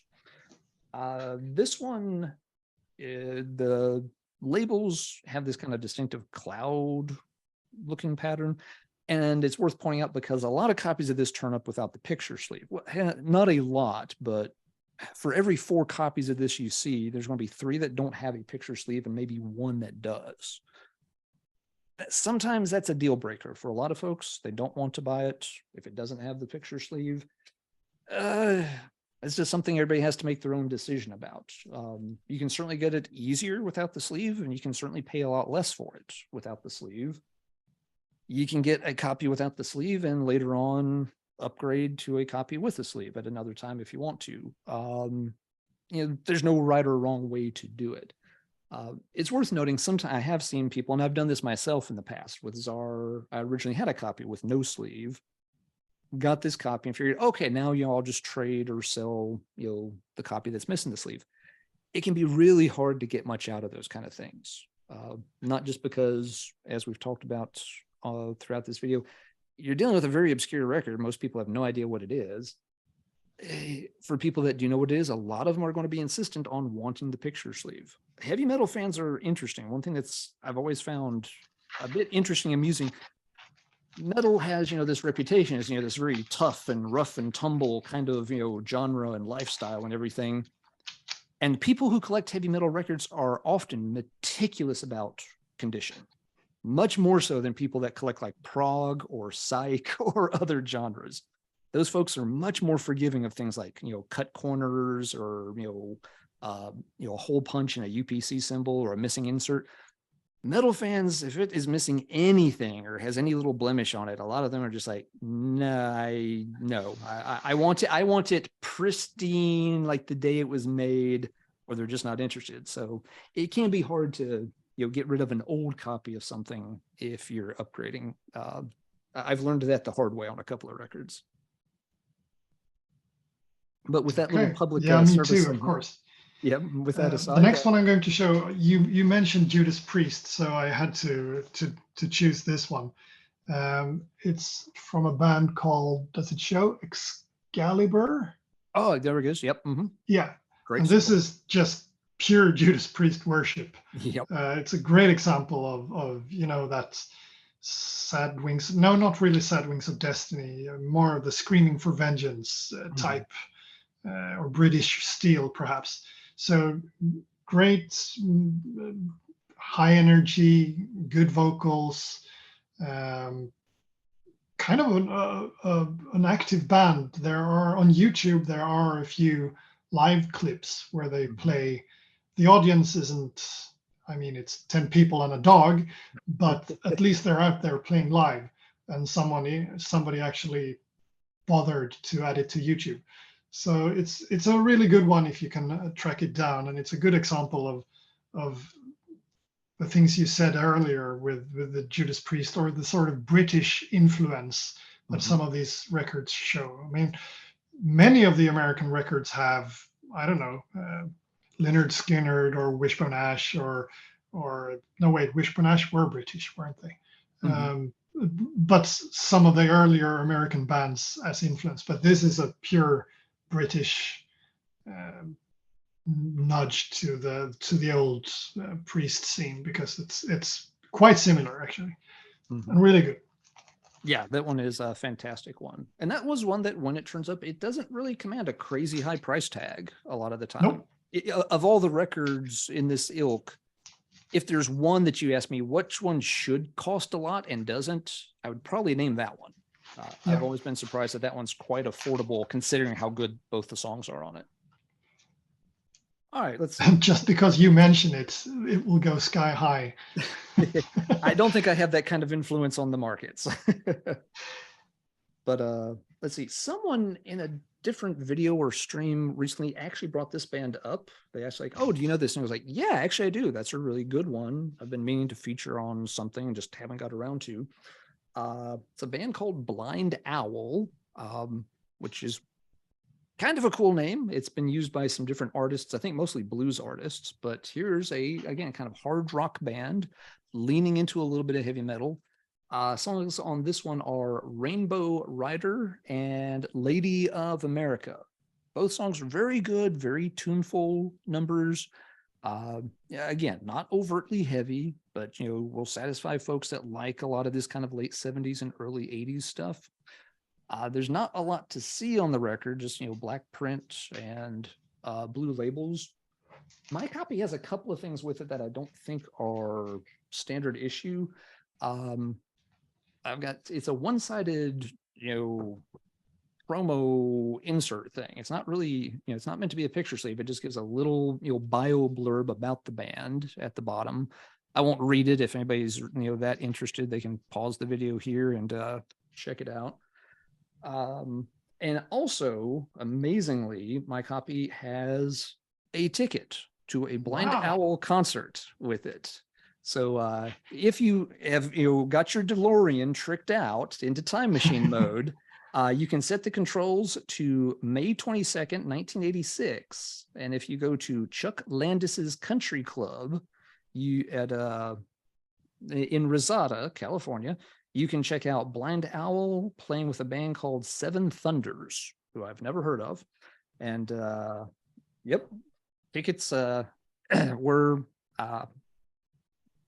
available. So that's your chance to go back and catch Blind Owl live if you've mastered time travel.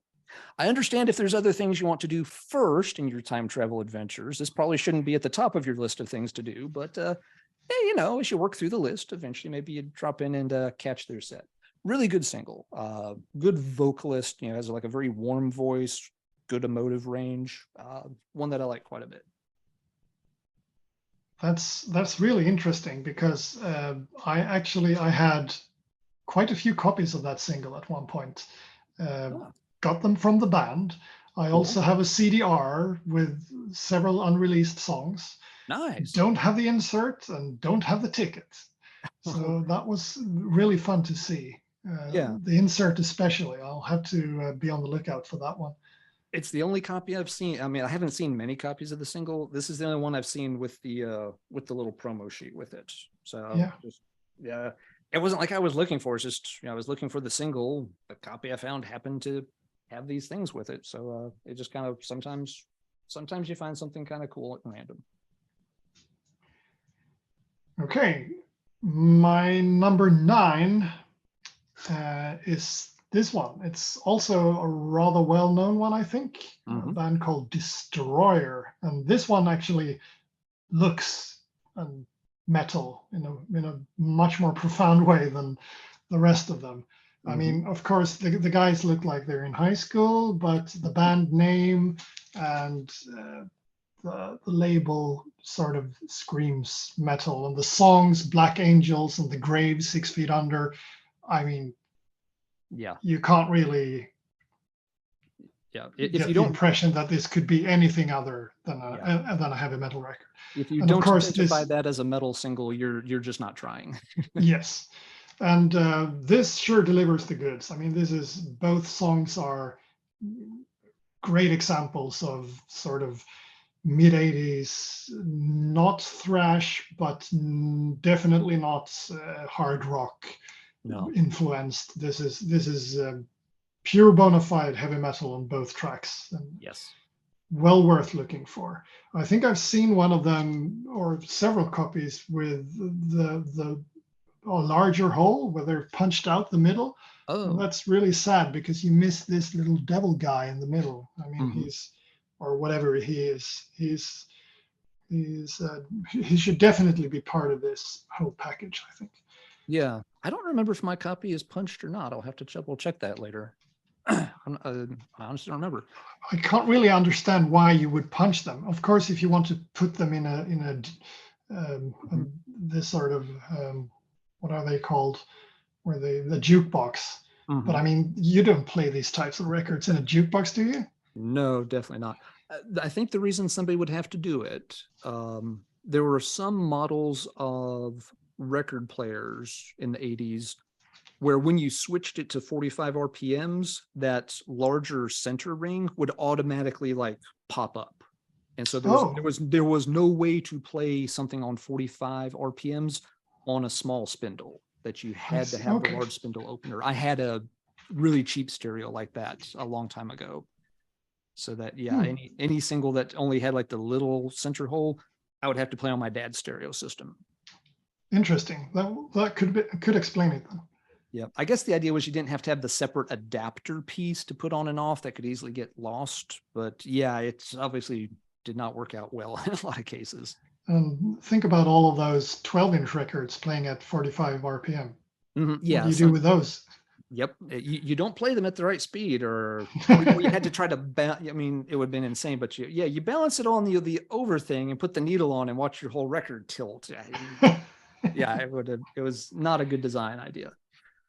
All right, let's see. For my number 9, go back to Texas. You showed a great one from Texas earlier with Dave Wagner. I'll show Axe. Oh, yeah. This one I love to death. This was a band that worked out in West Texas around the Lubbock area. They did make an album, but they switched their name. By the time the album came out, they were called Impeccable, which has always struck me as a weird name, but okay. It's a live recording, but it's actually a very good sounding one, considering it was just recorded like, in a small Texas bar. Whoever was working on the soundboard really knew what they were doing, because it's a very good sound to it. It's a fantastic track list. The X single predates that by a year or so. This, I think, is 78, and I think the album is 79, if I remember right. What have we got here? We've got Through the Night is a really good song, and we also have the flip side is Rock Away the City. This strikes me as very similar to like the first Riot album. I would be very surprised if none of these guys had bought the Rock City album when it came out. I have a feeling they bought that and liked it and figured, hey, we can do something kind of like that. Definitely falls in that wheelhouse. Great vocalist, great songwriters. One of the two guitarists, Darren Welch, I know at least as of 5 or 10 years ago, he was still active playing live. He had a Facebook page up. He would post video. He's a real hotshot guitarist. Really, really good. Sounds great on these tracks. He's great on the Impeccable album. And yeah, so even some of the later live stuff. This guy was a whiz at the guitar 40 years ago, and so he's been playing all this time. This one, if I didn't show it, there's the label Impulse. Kind of you're looking for black print, little lightning bolt thing. This is one of those that is really hard to track down. Last I knew, you and I worked out the math on this one's Kristian. Something around 7 or 8 copies have turned up over time, and only about half of them have a picture sleeve. Yeah. Most of them don't. I've owned 2 copies that had no sleeve, and then I finally got this copy that does have a picture sleeve, and that's it. I'm done. I don't need to own any more copies of it. I have 2 copies, and both are without the sleeve. Right. Yep. So could I just join them together and get one with the sleeve? How do I do that? I trade in 2 unsleeved copies for 1 sleeved copy or something. Yes. Yeah. Funnily enough, the very first copy of it I bought. I bought it with the understanding. The guy told me, he's like, this record does not play. Because I'm looking, I'm just like, this is pretty beat up. He's like, I'm telling you flat out, that record will not play. I think he even put it on a turntable, and he's like, here, listen. It immediately starts skipping, popping. It's not listenable. I still bought it for him for just a few bucks because it was the first time I'd ever seen a copy. Just like I just want it there as a placeholder to keep reminding myself of that I'm looking for this, so that and eventually hopefully I can upgrade it. Took a long time, but fantastic single. If you like early Riot, the X single is great. The Impeccable album, it's been reissued on CD. If I remember right, the reissue's got the 2 songs from the single on it. So you can check out everything without having to pay a whole lot. But it's a terribly hard single to track down. I know people who spent years posting want ads in the Lubbock newspaper, asking around, like, hey, does anybody remember a band from the late 70s called Axe? Would love to have one of their records. Please contact so-and-so at this. Just looking that desperate to find, copies of the single. They never got a single phone call. Whatever, I don't know if it was just a small print run or if all the copies got destroyed or what, but it's always been a real pain of a record to find. But great if you like that sound. I've been told it was actually issued in 1,000 copies, Really? Okay. all of them with sleeve. And all So with the what sleeve. happened? I don't know. I have Wow. no idea. Funny thing is that it's actually been re-released in Sweden. Oh, that's right. I forgot all about that. Yeah, I'm just going to leave the computer for 2 seconds because I No need to problem. show you something. Yeah, please do. Yeah, I completely forgot that did get a reissue a while back. That's I amazing that happen if to, there was if it was 1,000 copies, a bunch of them had to just be like bulk destroyed or recycled or something. yes, probably. So this is the reissue. I just happen to have a copy sitting right next to me, so I just had to get it. Very cool. And the fun thing about it is that it's, if you look at the back sleeve, I think it's kind of hard to see, but it's actually got my name on it. So I've actually helped to re-release the Axe record, and I didn't know you were going to show it, so it was kind of a surprise. But the story is that there was this Swedish record dealer slash record fair organizer who wanted to start releasing US stuff. He had previously released a few new wave of British heavy metal compilations called, I think, Job Center Rejects. Oh yeah, I've seen And those. he contacted someone in Stockholm, I think, asking for American bands. And they sort of pointed him in my direction. And I sent him, I think I burned him a CD of tracks. And one of the tracks was the Axe track. Mm-hmm. And he went all over it. And he said, "This is great. I need to re-release this." And I said, "Good luck." And then a little later, he had contacted the guy in the band and secured a contract. And then he asked me if I could send him the songs because the guy in the band didn't have a copy anymore. Wow. So I used one of the copies that I have, which plays in sort of perfect condition. And I sent him the files. But since I don't have the picture sleeve, I needed to contact another Swede who actually has the picture sleeve. So we sort of worked on it together. So yeah, this is my only contribution probably ever to the record scene in that regard. It's an So excellent one. If that's where you retire, you've done good work. exactly. So thanks for showing it. It was a surprise, but it's a good one. It's a great one. I think this one will probably be the last one for me for tonight. It's number 10, and it's getting kind of late here in Sweden. And it's this one. I hope you can see it. It's a band called Myth. Oh yeah. Mm-hmm. And the songs are Rock or Die or Metal to the Pedal. Funny story about this one, because for years people think or thought that it was released only 1,000 copies or 100 copies. Everywhere you looked online, you could see that someone had written, "This is very limited, 100 copies only, prices were really high." And then someone figured out, no, wait, this is a typo. It should be 1,000 copies and not 100 copies.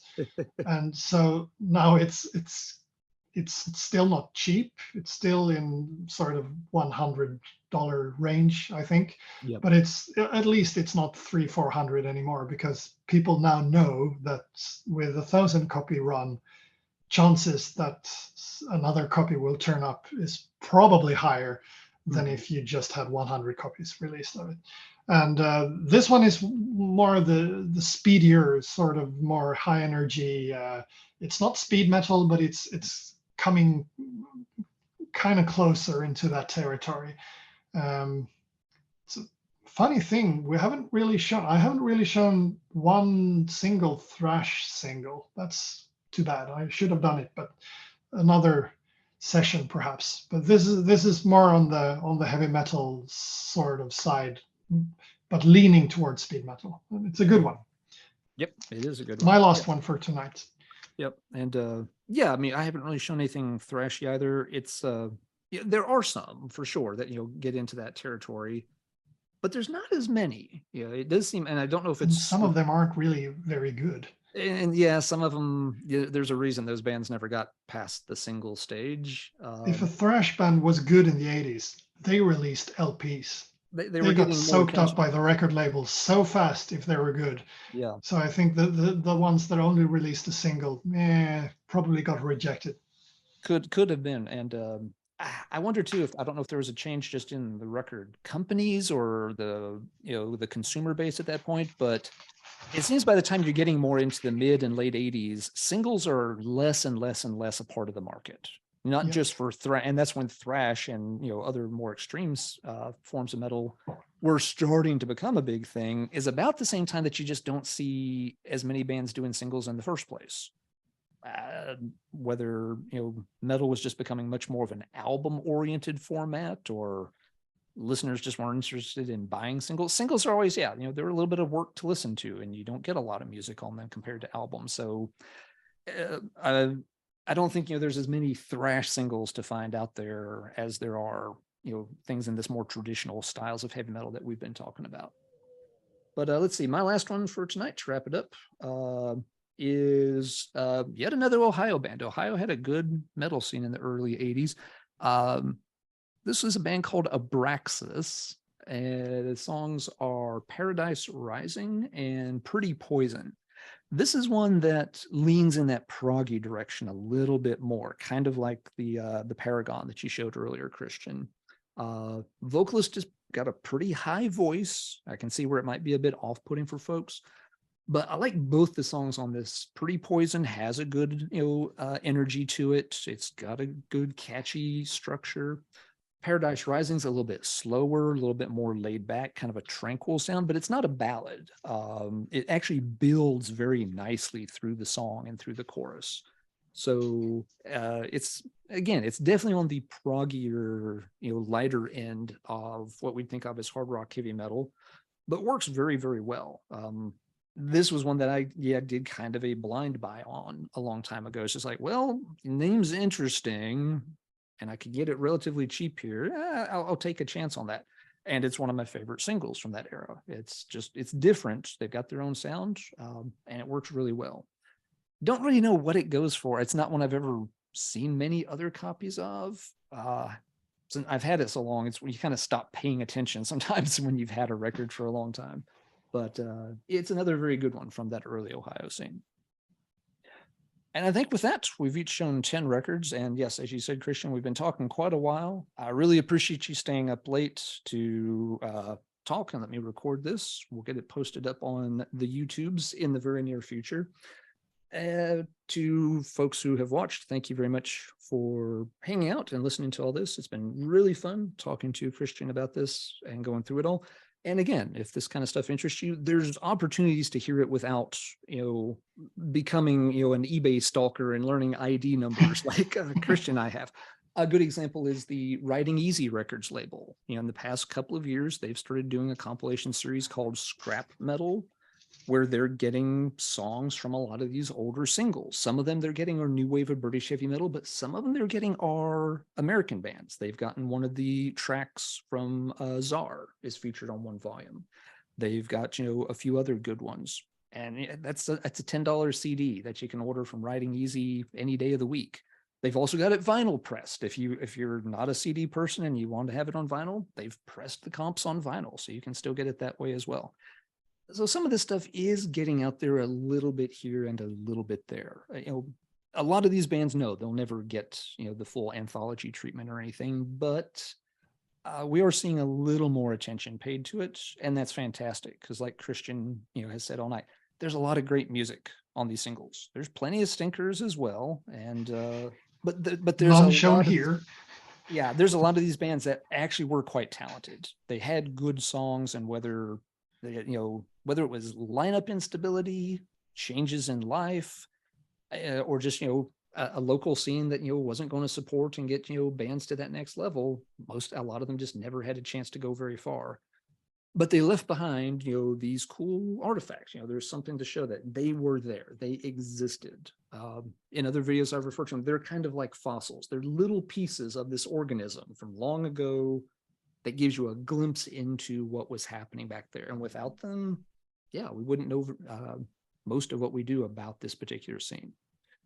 Please, everybody, check out Kristian's project over at the Corroseum. Again, there'll be a link to that in the show notes below. Can't thank you enough, Kristian. It's been an awesome time. Is there anything that you would like to say or anything that you'd like to promote in closing? It's been my pleasure to be here, talking about the things that I love.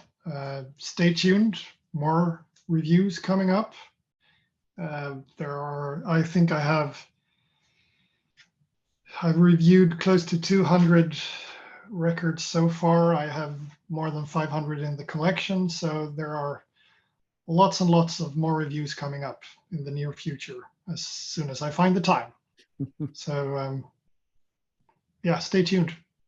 Definitely check it out. All right. Well, with that, let's bring this recording to an end. Thank you again, Kristian. Hope folks have enjoyed the video, and I'll see everybody next time around too. All right. So, Kristian, this may kick you out in a second. I don't know. Let's see.